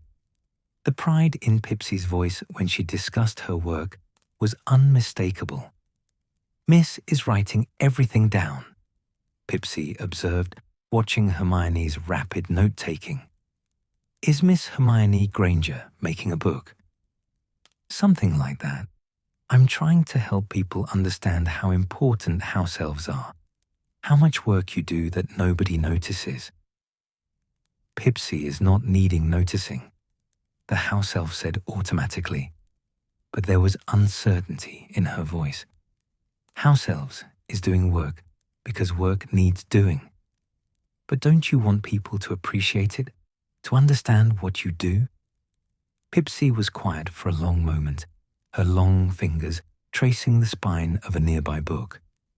Pipsy thinks maybe appreciation would feel nice, but Pipsy is not knowing how to want that without feeling bad for wanting. You shouldn't feel bad for wanting kindness, Pipsy. Dobby says the same thing, but Dobby is strange. Hermione smiled. Maybe Dobby is just braver than the rest of us. Over the following days, Hermione's observation project intensified. She started waking earlier, before sunrise, to catch glimpses of house-elves at work. She'd positioned herself in different locations around the castle, notebook always ready, documenting the invisible labor that kept Hogwarts running. At 5:30 a.m. in the entrance hall, she watched a house-elf she didn't recognize carefully sweeping the floors with a broom that seemed to move of its own accord under his direction. His movements were rhythmic, almost meditative, and he hummed softly as he worked, a tune Hermione didn't recognize but found oddly soothing. At 6:15 a.m. in the Gryffindor common room, she saw a house-elf tending the fire, adding logs with precise placement to ensure even heat distribution. The elf noticed Hermione watching and froze, terrified. But Hermione simply smiled and whispered, "Thank you for keeping us warm." The elf scurried away, but not before Hermione caught what might have been a tiny smile. During classes, she found herself distracted by new observations. In charms, she noticed that the practice cushions were all perfectly fluffed and arranged, despite being squashed and scattered during the previous lesson. In defense against the dark arts, the dueling platform had been repaired where a badly aimed hex had scorched it the week before. In herbology, the greenhouse floors were somehow clean despite constant soil and water spills. Her notebook filled with observations, questions, and small moments of connection. She began leaving notes of thanks in places she knew house elves would find them. tucked into the cushions of the common room sofa, on the library study tables, beside serving platters in the great hall. The notes were simple. "Thank you for your hard work," or "Your care makes a difference." She never saw who collected them, but they were always gone within hours. One evening in early March, as twilight painted the castle windows purple and gold, Hermione found herself in a sixth-floor corridor she rarely visited. It was quieter here, away from the main classrooms. She'd been following what she thought might be a house elf, but had lost sight of them. As she stood there, uncertain whether to continue or head back to the common room, she noticed something extraordinary. Through a nearby window, she could see one of the castle towers. And in that tower window, silhouetted against the sunset, was a house elf. The elf wasn't working, just standing, looking out at the ground spread below, the forbidden forest dark in the distance, the lake catching the last light of day. The elf stood there for several minutes, simply watching, simply existing in that moment. Not serving, not cleaning, not cooking, just being. Hermione felt tears prick her eyes. In all her observations, in all her careful documentation, she'd been so focused on the work that she'd almost forgotten that house elves were more than their labor. They had inner lives, private moments, thoughts and feelings that had nothing to do with serving wizards. She added one more note to her book, this one with shaking hands. They are not invisible. We have made them invisible. But they are whole, complex beings who deserve to be seen, not just for their work, but for themselves. That night, she fell asleep early, exhausted from her days of intense observation. But in her dreams, she saw a castle full of small figures, no longer in shadows, but in light. Each one with a name, a history, a heart full of hopes and fears, and the simple desire to be acknowledged as real. When she woke, she found something on her bedside table that hadn't been there when she fell asleep. A plate of warm biscuits, her favorite kind, with chocolate chips, and a note in the now familiar spidery handwriting. "Miss Hermione Granger is seeing us. Thank you for seeing us." Beside the note was something even more precious. A tiny bookmark, hand-sewn from fabric scraps, embroidered with painstaking care. It showed a simple design, a girl reading a book, and beside her, a small figure helping turn the page. Hermione held the bookmark carefully, running her fingers over the delicate stitches. Someone had made this. Someone had spent hours creating something beautiful just for her, just to say, "You are not alone in this. We believe too." She tucked the bookmark into her observation notebook, marking the most recent page. Then she dressed quickly and headed down to breakfast, ready to continue seeing, noticing, appreciating. One observation at a time. One thank you at a time. One small step toward a world where invisible work was made visible, and those who performed it were finally fully seen. March had arrived with unpredictable weather. Mornings of bright sunshine giving way to afternoon rain showers that drummed against the castle windows like impatient fingers. Hermione had fallen into a rhythm with her observations, filling 3 notebooks now with detailed accounts of house elf work, small moments of connection, and the growing list of S.P.E.W. members who'd begun asking their own questions about the castle's invisible workforce. The mysterious gifts had continued. A self-inking quill appeared when her old one ran dry during a particularly long observation session. A warm blanket materialized, draped over the back of her favorite library chair on an especially cold evening. Small things, thoughtful things, always appearing when she needed them most, and always accompanied by notes in that same careful, spidery handwriting. Hermione had developed theories about her anonymous helper. At first, she thought it might be Dobby, but the handwriting was different from his, and Dobby wasn't one to hide his enthusiasm. He would have announced himself proudly. She'd considered various professors, but the gifts appeared in places and at times that made staff involvement unlikely. The mystery gnawed at her in the best possible way, a puzzle that felt warm rather than frustrating. It was a Wednesday evening in mid-March when everything changed. Hermione had stayed late in the library, working on what she was starting to think of as her comprehensive house-elf documentation project. The project had grown far beyond her original S.P.E.W. campaign. It was becoming a detailed record of house-elf contributions to Hogwarts, their individual talents, their quiet hopes, their complex relationship with work and service. Madame Pince had already retired for the evening, leaving Hermione alone with explicit instructions not to disturb anything and to extinguish all lamps before leaving. The library felt different at night, larger somehow, full of shadows that seemed to breathe. The only light came from the small oil lamp at Hermione's table and the silver moonlight streaming through the tall windows.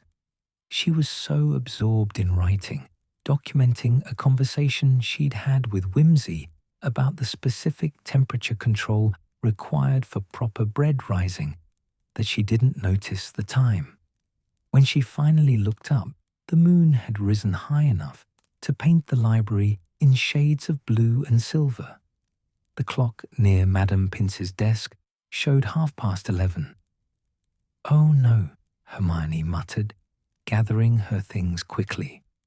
She was definitely going to be out after curfew, which meant potential detention, which meant less time for her project. She moved toward the library exit, extinguishing lamps as she went. When she heard it, a soft sound, like fabric rustling, then a small voice, barely audible, humming that same tune she'd heard the house-elves singing while sweeping the entrance hall. Hermione froze. She turned slowly, peering into the shadows near the restricted section. There, illuminated by a shaft of moonlight, were 3 house-elves. They were working with careful precision, organizing a stack of papers that Hermione recognized with a jolt. Her S.P.E.W. pamphlets, the ones she'd been revising based on her kitchen conversations. One house-elf was sorting them into piles. Another was carefully folding each pamphlet with exact creases. The third, and Hermione's breath caught, was writing something in that familiar spidery handwriting on small scraps of parchment. The house-elves hadn't noticed her yet. They were too focused on their work, heads bent together, occasionally whispering to each other in voices too low for Hermione to make out. She stood perfectly still, torn between revealing herself and simply watching this moment of secret collaboration.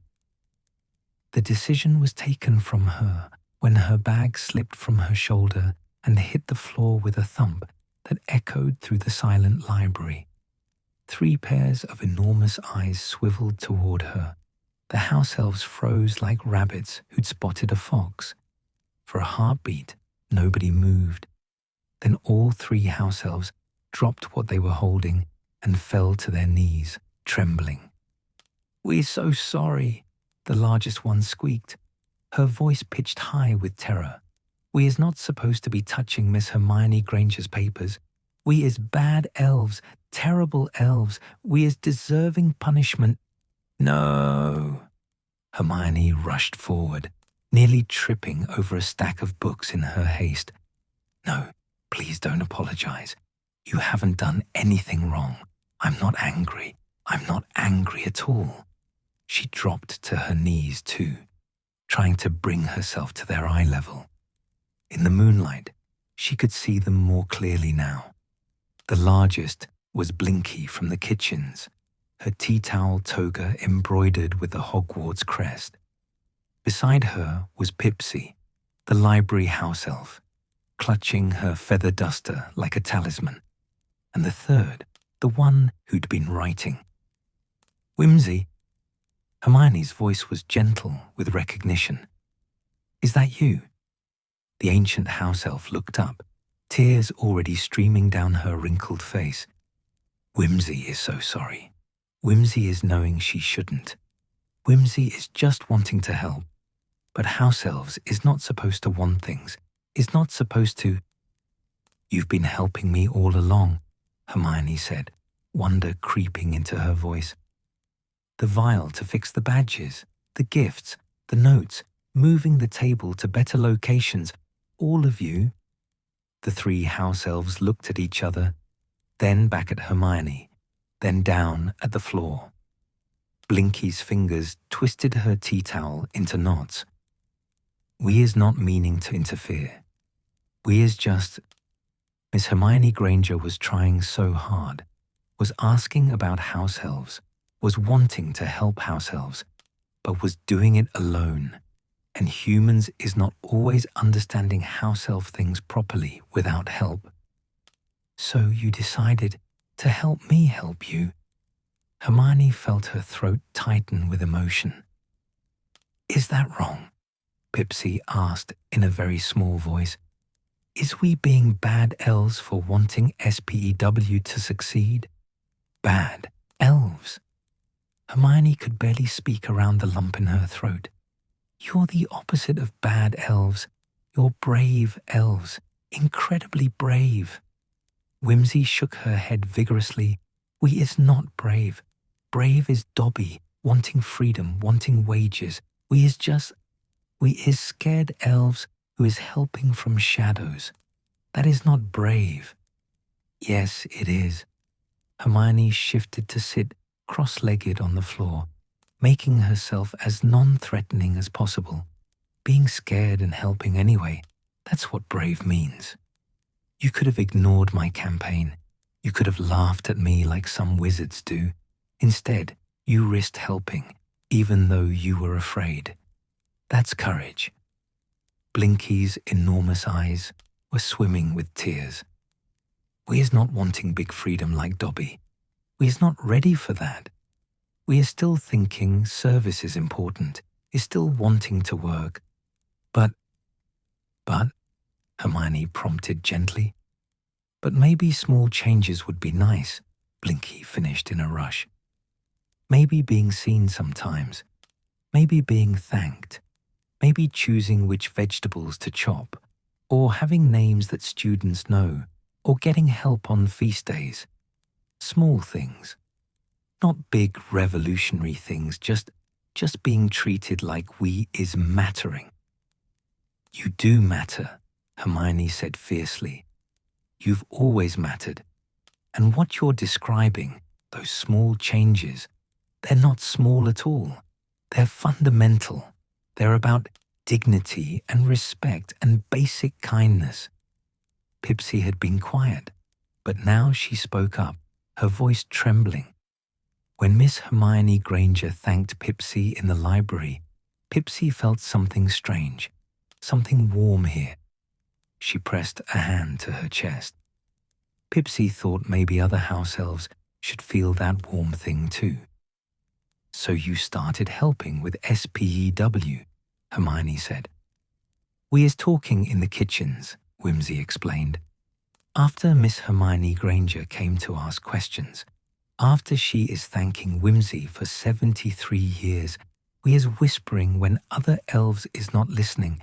We is asking, what if things could be different? What if humans could understand? But most house elves is not ready to want different," Blinky added quickly. "It's too scary. It's feeling wrong. But maybe if S.P.E.W succeeds, maybe someday slowly, house elves could want small changes without feeling bad for wanting. Hermione felt like her heart might burst. That's exactly what I hoped for. Not to force change on anyone, but to make it possible for those who want it, to create space for house elves to make choices. That is why we is helping, Whimsy said. We is wanting other house elves to have choices someday, even if we is too old and too scared to make big choices ourselves. You made a choice, Hermione pointed out. You chose to help me. That took tremendous courage. The three house elves looked at each other, and something wordless passed between them. Finally, Blinky straightened slightly. We is having something to show Miss Hermione Granger, if Miss is not too tired. I'm not tired at all. Blinky pulled something from the folds of her tea towel, a small bundle wrapped in cloth. She unwrapped it carefully, revealing a stack of parchment covered in that spidery handwriting.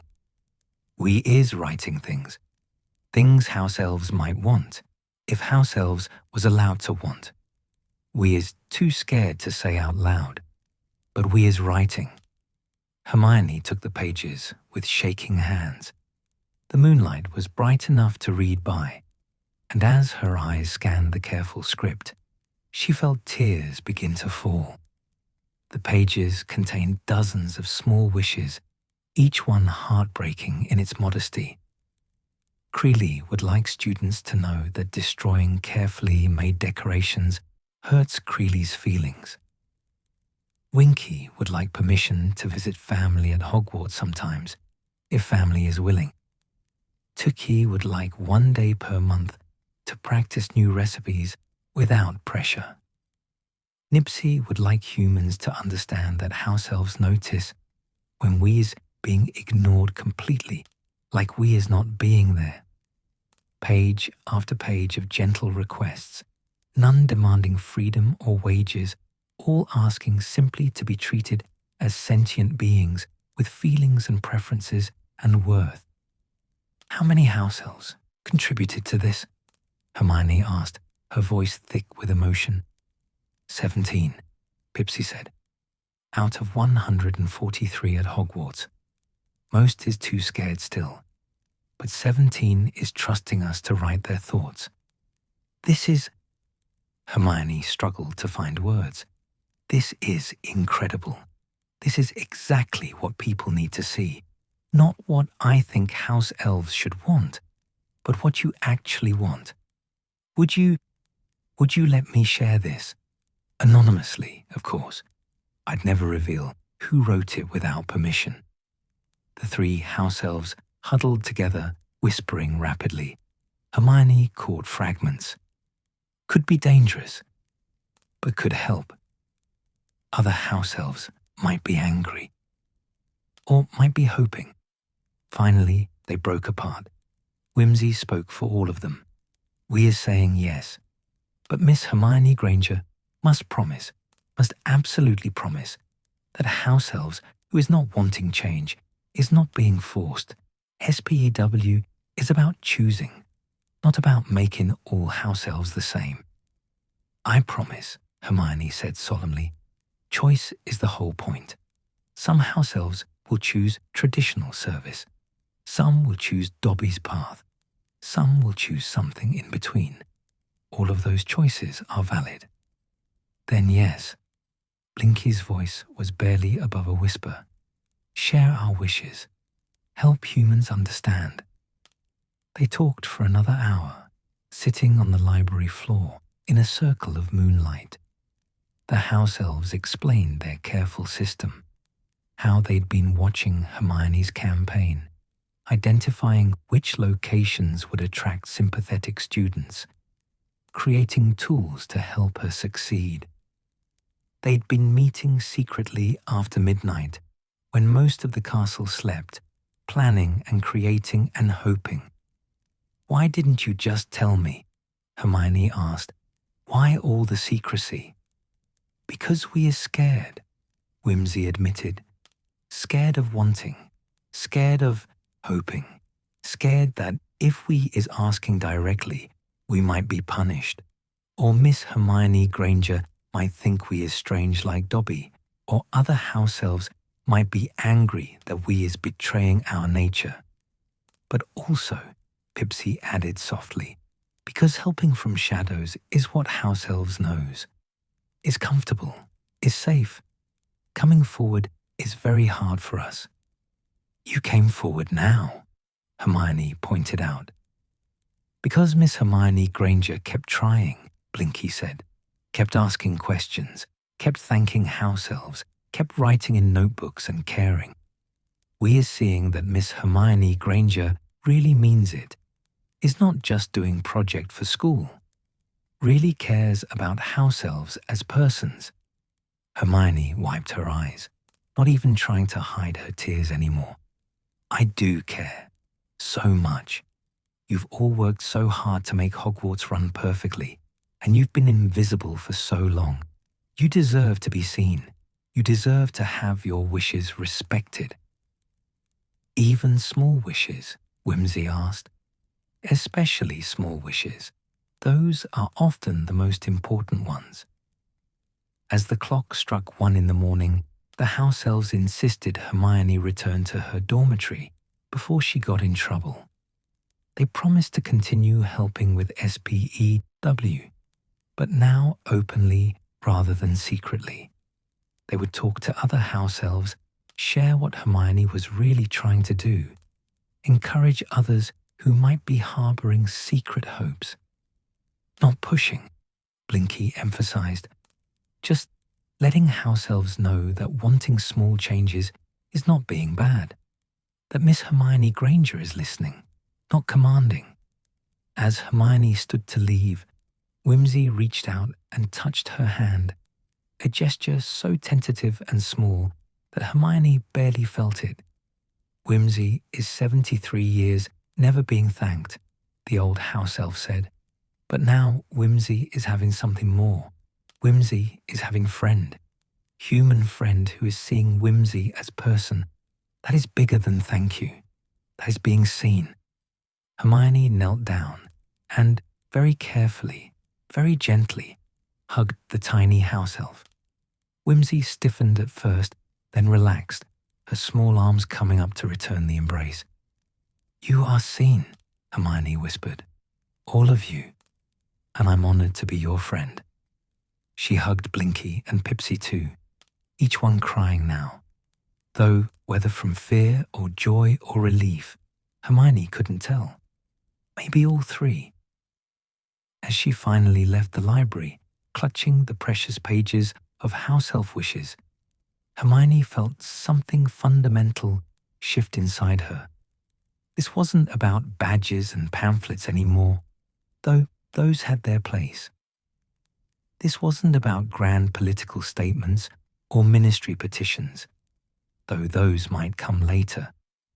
This was about connection, about 3 frightened house elves who'd found the courage to hope for something better, about 17 others who'd trusted them enough to share their wishes, about the slow, patient work of building understanding between species who'd been separated by centuries of inequality.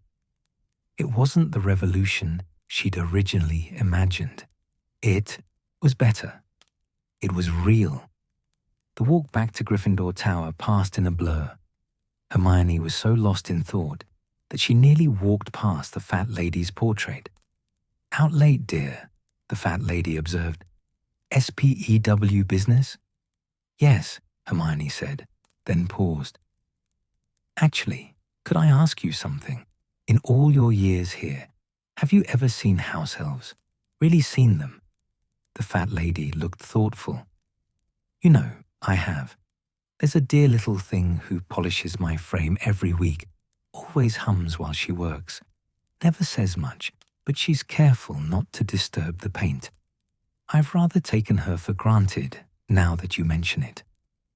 Her name is probably Pipsy, Hermione said, and she'd probably appreciate you noticing. "Then I shall make a point of it," the fat lady said, swinging open to admit Hermione to the common room. The fire was burning low, just embers now. Someone had left it perfectly banked so it would last until morning without needing attention. Hermione stood there for a moment, warming her hands, thinking about all the fires in all the common rooms, tended every night by house-elves whose names most students would never know. But she knew.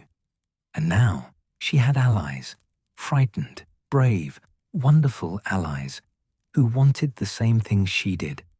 Tomorrow, she'd revise her pamphlets again, this time incorporating the actual words of house-elves. She'd talk to McGonagall about implementing some of the small changes on the list. She'd continue her observations, her conversations, her patient work of building bridges. But tonight, she went to bed, holding the knowledge that she wasn't fighting alone anymore. She had friends, small, invisible friends, who believed that a better world was possible, one tiny wish at a time. Spring arrived at Hogwarts with characteristic Scottish unpredictability. 3 days of brilliant sunshine, followed by a morning of sleet, then back to warmth again. But by late March, the grounds had unmistakably turned green, crocuses blooming in defiant purple clusters along the castle walls.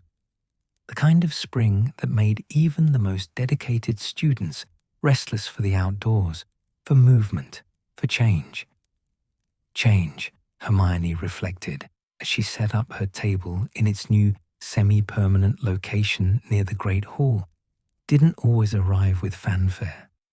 Sometimes it crept in quietly, like spring itself, small shifts that accumulated into transformation. It had been 2 weeks since her midnight conversation with Blinky, Whimsy, and Pipsy. 2 weeks of carefully implementing the ideas from those precious pages of house-elf wishes.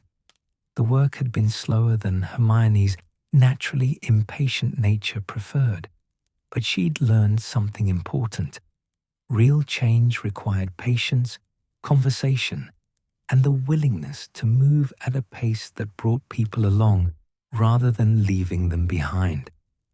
"Morning, Hermione," came a cheerful voice. Dennis Creevey, S.P.E.W's first official member after the badge disaster, stopped by the table with his usual enthusiasm. His bronze supporter pin gleamed on his robes. "How many people are coming to the kitchen conversation today?" 8 signed up, Hermione said, consulting her carefully organized clipboard. 5 Hufflepuffs, 2 Ravenclaws, and surprisingly, 1 Slytherin. A Slytherin? Dennis's eyes widened. Really? Daphne Greengrass. She stopped by yesterday, very quietly, and asked if S.P.E.W. was really about listening to house elves rather than forcing them to be free. Hermione smiled at the memory. When I said yes, she signed up immediately. Apparently her family's house elf is getting quite old, and Daphne's been worried about her. The kitchen conversations had become Hermione's most successful initiative. Once a week, interested students could visit the kitchens, with house elf permission, which was crucial, to ask questions and listen to house elves talk about their work. Not to demand changes, not to impose solutions, but simply to understand. The first session had been terrifying. Only Harry, Ron, and Neville had shown up, and the house elves had been so nervous that half of them had hidden behind the ovens. But Whimsy had stepped forward, her ancient voice steady, and talked about what it meant to care for Hogwarts, to take pride in work well done, to want small acknowledgements of effort. By the 3rd session, more students were attending. More house elves were willing to speak. And something remarkable was happening. Actual conversations. Students asked thoughtful questions. House elves gave honest answers. Misconceptions dissolved in the warmth of genuine exchange. "Miss Granger?" Hermione looked up to find Professor McGonagall approaching, her expression unreadable. Hermione's stomach clenched. Had she broken some rule, gone too far with her campaign?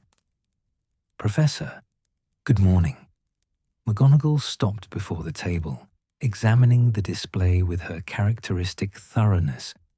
The pamphlets were different now, revised to include actual quotes from house-elves, presented as voices from the kitchens rather than Hermione's interpretations. The badges had been redesigned into simple pins with a clasped hand symbol.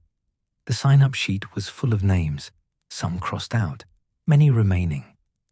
"I've been observing your project, Miss Granger," McGonagall said finally, "with interest." "I hope it's not causing problems, Professor.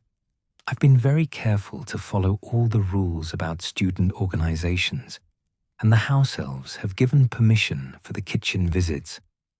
McGonagall held up a hand, and Hermione fell silent. "You've shown remarkable maturity," the professor said, her voice softer than Hermione had ever heard it. "When you first started this campaign, I had concerns.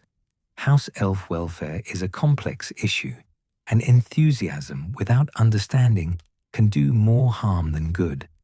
She paused. "But you've learned to listen. That's rare, Miss Granger, especially at your age." Hermione felt warmth flood her chest. "Thank you, Professor. That means a great deal." "I've spoken with the headmaster," McGonagall continued. "We're prepared to implement several small policy changes. Nothing dramatic.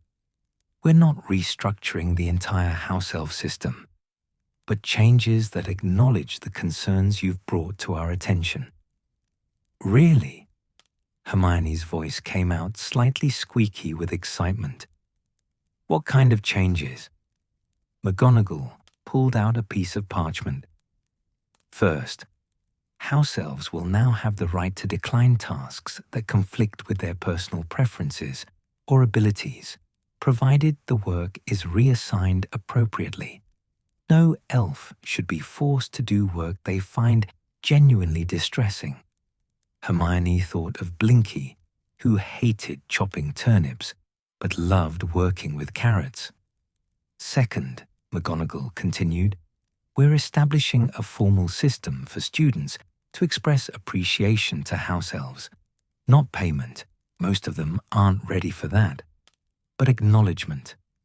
Thank you notes will be collected monthly and shared in the kitchens. Third, and this was Professor Flitwick's suggestion, we're creating a recognition system for particularly excellent work. House elves who show exceptional skill in specific areas, cooking, maintenance, preservation, whatever their specialty, will be acknowledged by name in staff meetings." "Names," Hermione breathed. "They'll be seen as individuals." "Indeed." And finally, McGonagall's expression grew almost gentle. "We're instituting what we're calling recovery periods after particularly demanding events. House elves who work through major feasts or celebrations will have reduced duties the following day.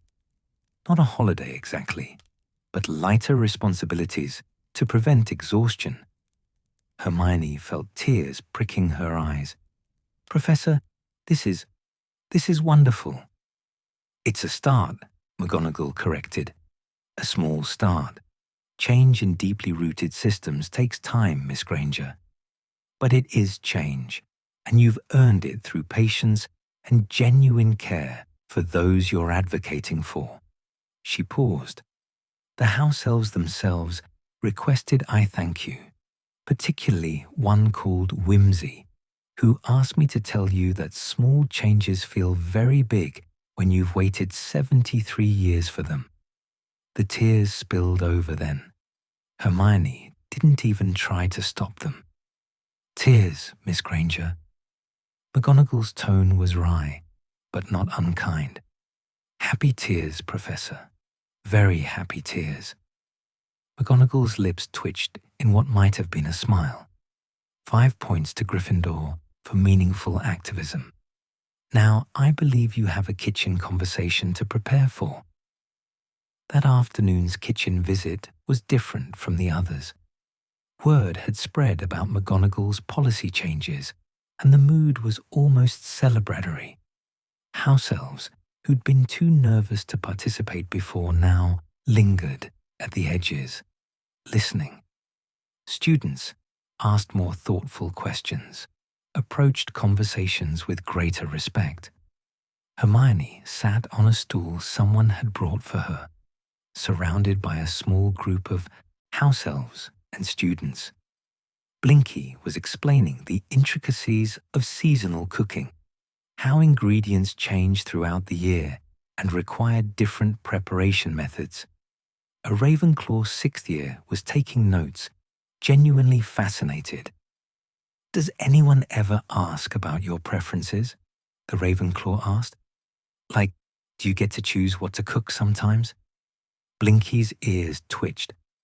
Sometimes Head Elf is asking opinions, but mostly menu is decided by tradition and seasons. Blinky is thinking. She hesitated, then continued more bravely. Blinky is thinking it would be nice to be asked more often. House Elves is having good ideas about food too. "Then we should ask," the Ravenclaw said simply. "That seems obvious." It was obvious, Hermione thought. That was what made the whole situation so heartbreaking and so hopeful at the same time. The changes House Elves wanted weren't radical. They were basic considerations that should have been extended all along. As the session wound down, Whimsy approached Hermione with careful steps. The old house elf was carrying something small, wrapped in clean cloth. "Miss Hermione Granger," Whimsy said formally, though her eyes were warm. "The house elves is wanting to give something, to say thank you for listening, for caring, for seeing us." She unwrapped the cloth to reveal a small silver badge, clearly handmade. Unlike the S.P.E.W. pins, this one showed something different. A house elf and a human standing side by side, equal in height in the design, both reaching toward a shared star. "We's making it together," Whimsy explained. 17 of us, the ones who is writing wishes. Each elf is adding one stitch, one bit of magic, is representing what we's hoping for, not humans above or house elves above, but side by side, helping each other reach for better things. Hermione took the badge with trembling hands. The craftsmanship was exquisite, the magic woven into it warm and gentle. "It's beautiful. I'll treasure it always." "Miss Hermione Granger is changing things," Whimsy said. "Not big dramatic changes that is scaring everyone. Small changes that is making it safe to hope. That is mattering very much." That evening, as the sun set over the lake in spectacular shades of orange and pink, Hermione found herself back in the Gryffindor common room. The fire was crackling, tended, she now knew, by a house elf named Tilly, who took particular pride in getting the flames exactly right. Her observation journals were stacked beside her chair, full of notes and sketches and conversations that had changed how she understood the world. Harry and Ron were there too, working on homework with varying degrees of focus.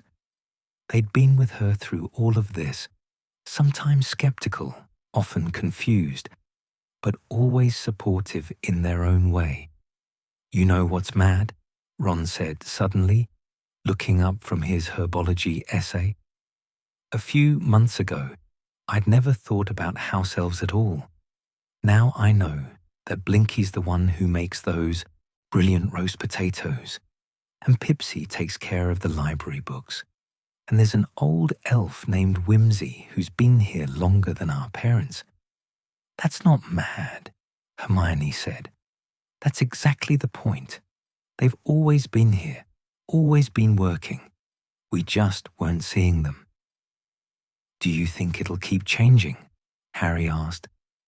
"The policies McGonagall announced are good, but there's still so much wrong with the whole system." "It'll keep changing," Hermione said with quiet confidence. "Maybe slowly, maybe in ways that feel frustratingly small sometimes. But yes, it'll change. Because now there are students who notice house-elves. There are house-elves who are willing to voice small wishes. There are teachers paying attention. That's how change happens. Not all at once, but through accumulated small shifts that eventually transform everything. She pulled out her newest journal. Not for observations this time, but for planning. "I'm thinking of starting a mentorship program next year, pairing interested students with house elves who want to share their expertise. Imagine if students could learn cooking from the kitchen elves, or preservation magic from Pipsy, or temperature control charms from whoever maintains the greenhouses. And the house elves would get recognition for their skills," Harry said, following her logic. "Exactly. They'd be teachers, not just servants. It would change how students see them, how they see themselves." "You've really thought this through," Ron observed. "I've had help." Hermione touched the handmade badge pinned to her robes. "A lot of help from very brave elves who deserved better than they got." The common room was filling up as students returned from dinner. A group of second years settled near the fire, chatting loudly about Quidditch. A pair of seventh years occupied a corner table, heads together over what looked like transfiguration homework. The ordinary rhythms of Hogwarts life made possible by countless invisible hands. Except they weren't quite so invisible anymore. Hermione had overheard students thanking the fires for being warm, leaving notes of appreciation on cleared tables, asking each other if they knew which house elf had prepared particularly delicious meals. Small gestures, but meaningful ones. She opened her planning journal to a fresh page and wrote at the top, "Next steps, Year 5 and beyond." S.P.E.W. wasn't finished. The work would continue, raising awareness, building understanding, advocating for gradual improvements. There would be setbacks, resistance from those who liked things as they were. But there would also be victories, small triumphs that accumulated into real progress. Hermione thought about Whimsy, who'd waited 73 years for a thank you and was now part of a group working toward change. She thought about Blinky, who would now be able to choose her vegetables. She thought about Pipsy, whose name students were beginning to know. She thought about all the house elves still too frightened to hope, and the patient work of making hope feel safe. As she bent over her journal, planning and dreaming, her quill moving steadily across the parchment, Hermione felt something settle deep in her chest. Not the frantic urgency that had driven her initial campaign, but something steadier, stronger. The calm determination of someone committed to a long journey. The fire crackled softly. Outside, the spring evening deepened into night, and somewhere in the castle depths, house elves worked through their evening routines. But now, occasionally, they smiled small secret smiles, knowing that someone saw them, someone cared, and someone was patient enough to help change their world one careful conversation at a time. Hermione fell asleep in her chair eventually, quill still loosely held, ink staining her fingers in familiar patterns. Someone, probably Harry, draped a blanket over her shoulders, The fire burned low, perfectly banked by expert hands. Tomorrow would bring more work, more conversations, more small steps toward a better world. But tonight, Hermione Granger rested, surrounded by friends, her campaign transformed from lonely crusade into collaborative hope. The revolution hadn't happened. Something better had. A quiet turning of the tide, steady as spring itself, promising that patient kindness, genuine listening, and stubborn love could indeed reshape a world. One heart at a time, one wish at a time, one small, brave step at a time.